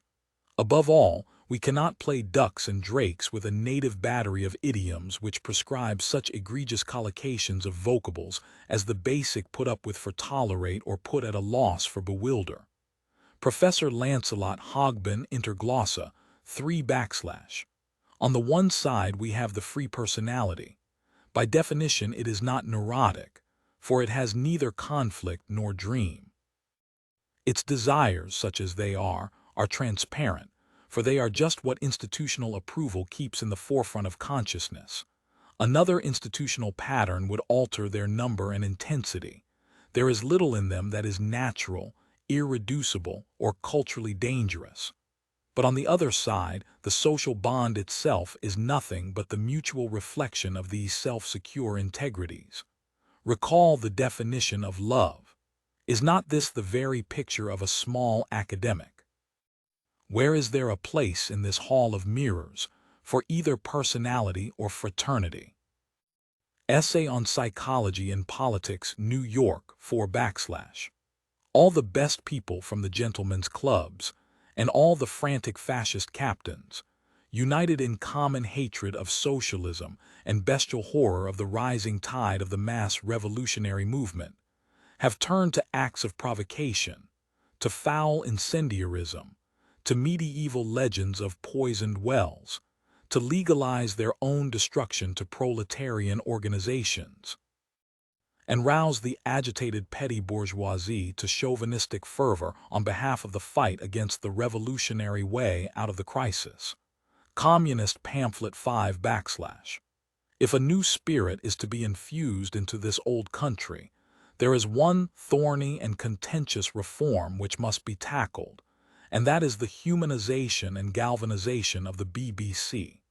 Timidity here will bespeak canker and atrophy of the soul. The heart of Britain may be sound and of strong beat, for instance, but the British lion's roar at present is like that of Bottom in Shakespeare's Midsummer Night's Dream, as gentle as any sucking dove. A virile New Britain cannot continue indefinitely to be traduced in the eyes, or rather ears, of the world by the effete languors of Langham Place, brazenly masquerading as standard English. When the voice of Britain is heard at 9 o'clock, better far and infinitely less ludicrous to hear H's honestly dropped than the present priggish, inflated, inhibited, school-ma'amish arch-braying of blameless, bashful mewing maidens. Letter in Tribune, each of these passages has faults of its own, but quite apart from avoidable ugliness, 2 qualities are common to all of them. The first is staleness of imagery, the other is lack of precision. The writer either has a meaning and cannot express it, or he inadvertently says something else, or he is almost indifferent as to whether his words mean anything or not. This mixture of vagueness and sheer incompetence is the most marked characteristic of modern English prose, and especially of any kind of political writing. As soon as certain topics are raised, the concrete melts into the abstract, and no one seems able to think of turns of speech that are not hackneyed. Prose consists less and less of words chosen for the sake of their meaning, and more of phrases tacked together like the sections of a prefabricated hen house. I list below, with notes and examples, various of the tricks by means of which the work of prose construction is habitually dodged. Dying metaphors. A newly invented metaphor assists thought by evoking a visual image, while on the other hand, a metaphor which is technically dead, e.g. iron resolution, has in effect reverted to being an ordinary word and can generally be used without loss of vividness. But in between these two classes, there is a huge dump of worn-out metaphors which have lost all evocative power and are merely used because they save people the trouble of inventing phrases for themselves. Examples are: ring the changes on, take up the cudgels for, toe the line, ride roughshod over, stand shoulder to shoulder with, play into the hands of, no axe to grind, grist to the mill, fishing in troubled waters, rift within the lute, on the order of the day, Achilles' heel, swan song, hotbed. Many of these are used without knowledge of their meaning. What is a rift, for instance? And incompatible metaphors are frequently mixed, a sure sign that the writer is not interested in what he is saying. Some metaphors now current have been twisted out of their original meaning without those who use them even being aware of the fact. For example, toe the line is sometimes written toe the line. Another example is the hammer and the anvil, now always used with the implication that the anvil gets the worst of it. In real life, it is always the anvil that breaks the hammer, never the other way about. A writer who stopped to think what he was saying would be aware of this, and would avoid perverting the original phrase. Operators or verbal false limbs. These save the trouble of picking out appropriate verbs and nouns, and at the same time pad each sentence with extra syllables which give it an appearance of symmetry. Characteristic phrases are: render inoperative, militate against, prove unacceptable, make contact with, be subject to, give rise to, give grounds for, have the effect of, play a leading part, roll in, make itself felt, take effect, exhibit a tendency to, serve the purpose of, etc. etc. The keynote is the elimination of simple verbs. Instead of being a single word such as break, stop, spoil, mend, kill, a verb becomes a phrase, made up of a noun or adjective tacked on to some general purposes verb such as prove, serve, form, play, render. In addition, the passive voice is wherever possible used in preference to the active, and noun constructions are used instead of gerunds, by examination of instead of by examining. The range of verbs is further cut down by means of the I's and the backslash formations, and banal statements are given an appearance of profundity by means of the not backslash formation. Simple conjunctions and prepositions are replaced by such phrases as with respect to, having regard to, the fact that, by dint of, in view of, in the interests of, on the hypothesis that, and the ends of sentences are saved from anticlimax by such resounding commonplaces as greatly to be desired, cannot be left out of account, a development to be expected in the near future, deserving of serious consideration, brought to a satisfactory conclusion, and so on and so forth.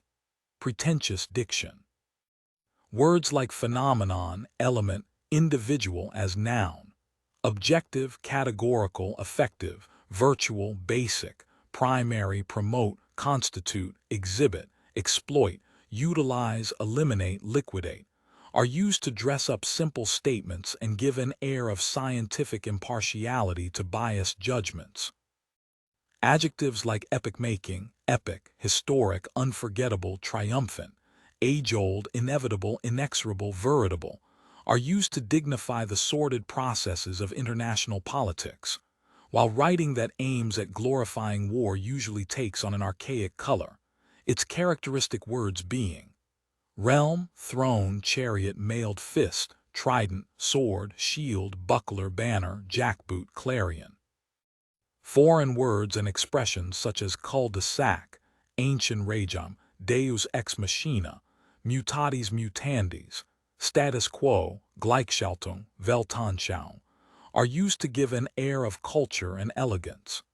Except for the useful abbreviations i.e., e.g., and etc., there is no real need for any of the hundreds of foreign phrases now current in English.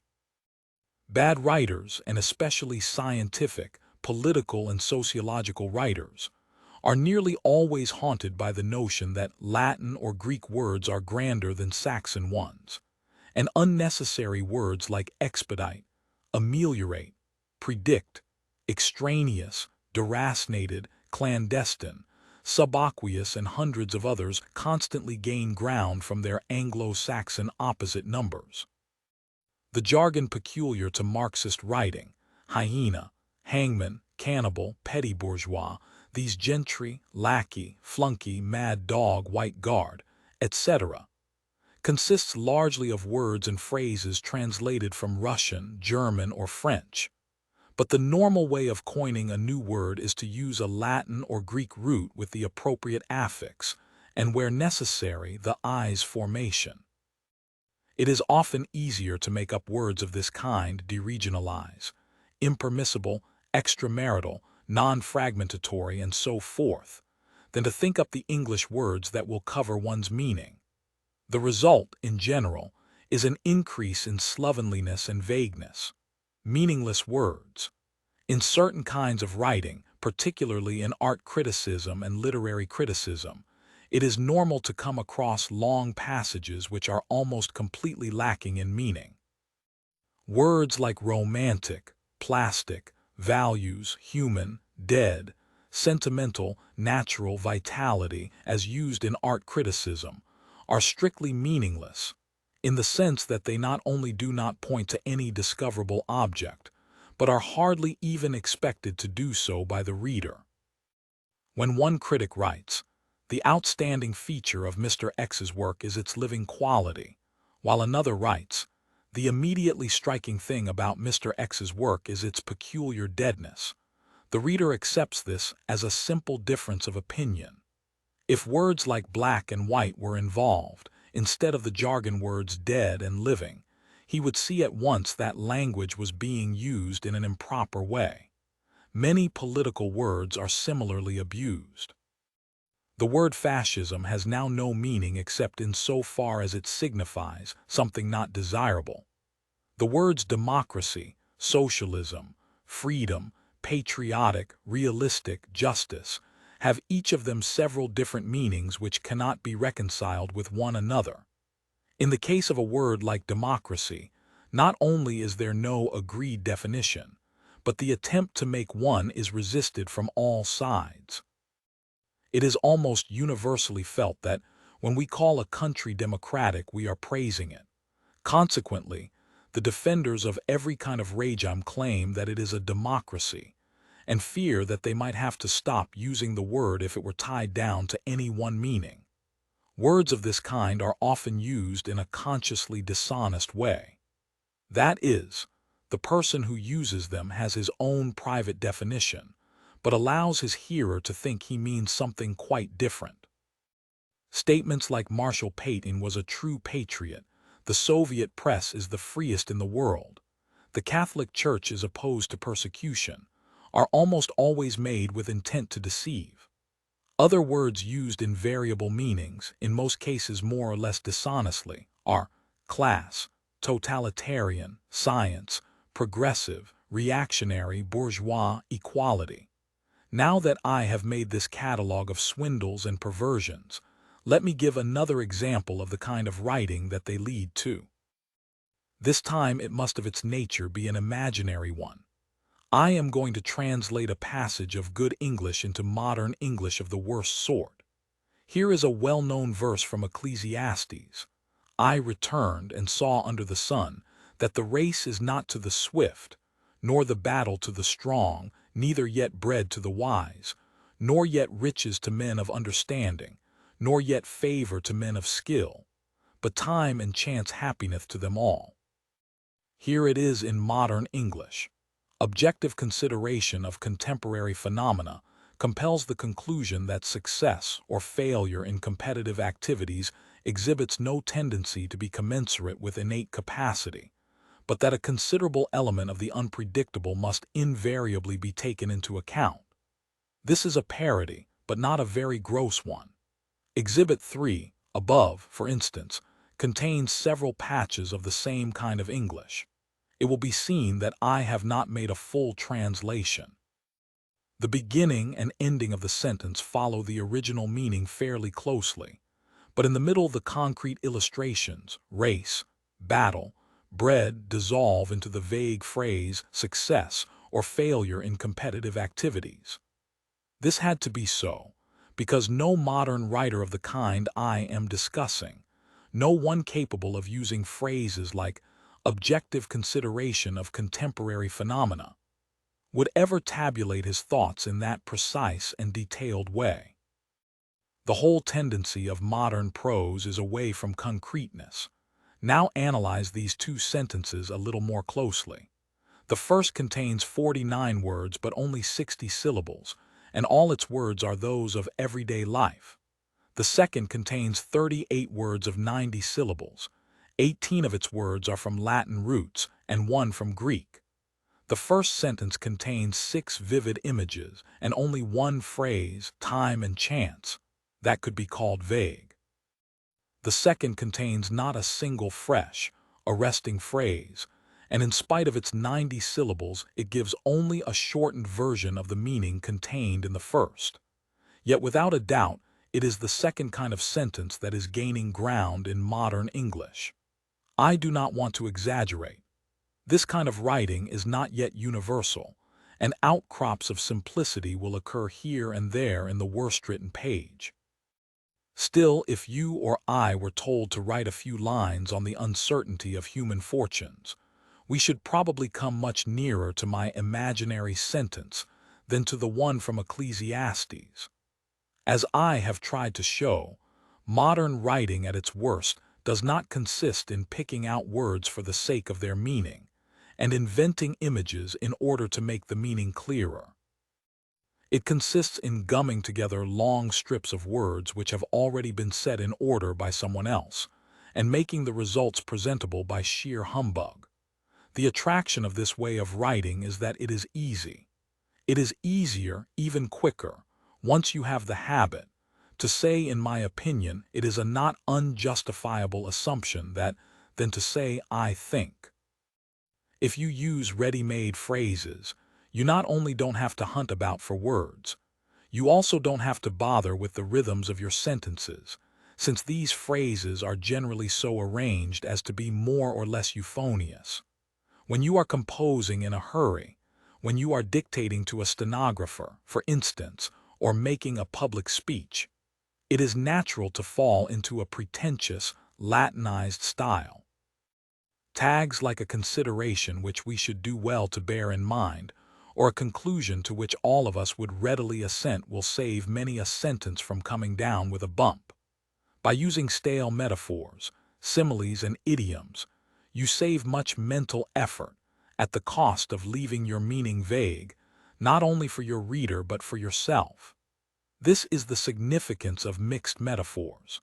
The sole aim of a metaphor is to call up a visual image. When these images clash, as in the fascist octopus has sung its swan song, the jackboot is thrown into the melting pot. It can be taken as certain that the writer is not seeing a mental image of the objects he is naming. In other words, he is not really thinking. Look again at the examples I gave at the beginning of this essay. Professor Lasky, 1, uses 5 negatives in 53 words. One of these is superfluous, making nonsense of the whole passage, and in addition there is the slip alien for a kin, making further nonsense, and several avoidable pieces of clumsiness which increase the general vagueness. Professor Hogben, 2, plays ducks and drakes with a battery which is able to write prescriptions, and while disapproving of the everyday phrase put up with, is unwilling to look egregious up in the dictionary and see what it means. 3. If one takes an uncharitable attitude towards it, is simply meaningless. Probably one could work out its intended meaning by reading the whole of the article in which it occurs. In 4, the writer knows more or less what he wants to say, but an accumulation of stale phrases chokes him like tea leaves blocking a sink. In 5, words and meaning have almost parted company. People who write in this manner usually have a general emotional meaning. They dislike one thing and want to express solidarity with another, but they are not interested in the detail of what they are saying. A scrupulous writer, in every sentence that he writes, will ask himself at least 4 questions. Thus, what am I trying to say? What words will express it? What image or idiom will make it clearer? Is this image fresh enough to have an effect? And he will probably ask himself 2 more. Could I put it more shortly? Have I said anything that is avoidably ugly? But you are not obliged to go to all this trouble. You can shirk it by simply throwing your mind open and letting the ready-made phrases come crowding in. They will construct your sentences for you, even think your thoughts for you, to a certain extent, and at need they will perform the important service of partially concealing your meaning even from yourself. It is at this point that the special connection between politics and the debasement of language becomes clear. In our time, it is broadly true that political writing is bad writing. Where it is not true, it will generally be found that the writer is some kind of rebel, expressing his private opinions and not a party line. Orthodoxy, of whatever color, seems to demand a lifeless, imitative style. The political dialects to be found in pamphlets, leading articles, manifestos, white papers, and the speeches of undersecretaries do, of course, vary from party to party, but they are all alike in that one almost never finds in them a fresh, vivid, homemade turn of speech. When one watches some tired hack on the platform mechanically repeating the familiar phrases, bestial atrocities, iron heel, blood-stained tyranny, free peoples of the world, stand shoulder to shoulder, one often has a curious feeling that one is not watching a live human being but some kind of dummy. A feeling which suddenly becomes stronger at moments when the light catches the speaker's spectacles and turns them into blank discs which seem to have no eyes behind them. And this is not altogether fanciful. A speaker who uses that kind of phraseology has gone some distance towards turning himself into a machine. The appropriate noises are coming out of his larynx, but his brain is not involved as it would be if he were choosing his words for himself. If the speech he is making is one that he is accustomed to make over and over again, he may be almost unconscious of what he is saying, as one is when one utters the responses in church. And this reduced state of consciousness, if not indispensable, is at any rate favorable to political conformity. In our time, political speech and writing are largely the defense of the indefensible. Things like the continuance of British rule in India, the Russian purges and deportations, the dropping of the atom bombs on Japan, can indeed be defended, but only by arguments which are too brutal for most people to face, and which do not square with the professed aims of political parties. Thus political language has to consist largely of euphemism, question-begging, and sheer cloudy vagueness. Defenseless villages are bombarded from the air, the inhabitants driven out into the countryside, the cattle machine-gunned, the huts set on fire with incendiary bullets. This is called pacification. Millions of peasants are robbed of their farms and sent trudging along the roads with no more than they can carry. This is called transfer of population or rectification of frontiers. People are imprisoned for years without trial, or shot in the back of the neck, or sent to die of scurvy in Arctic lumber camps. This is called elimination of unreliable elements. Such phraseology is needed if one wants to name things without calling up mental pictures of them. Consider, for instance, some comfortable English professor defending Russian totalitarianism. He cannot say outright, "I believe in killing off your opponents when you can get good results by doing so." Probably, therefore, he will say something like this: while freely conceding that the Soviet regime exhibits certain features which the humanitarian may be inclined to deplore, we must, I think, agree that a certain curtailment of the right to political opposition is an unavoidable concomitant of transitional periods, and that the rigors which the Russian people have been called upon to undergo have been amply justified in the sphere of concrete achievement. The inflated style is itself a kind of euphemism. A mass of Latin words falls upon the facts like soft snow, blurring the outlines and covering up all the details. The great enemy of clear language is insincerity. When there is a gap between one's real and one's declared aims, one turns as it were instinctively to long words and exhausted idioms, like a cuttlefish squirting out ink. In our age, there is no such thing as keeping out of polities. All issues are political issues, and politics itself is a mass of lies.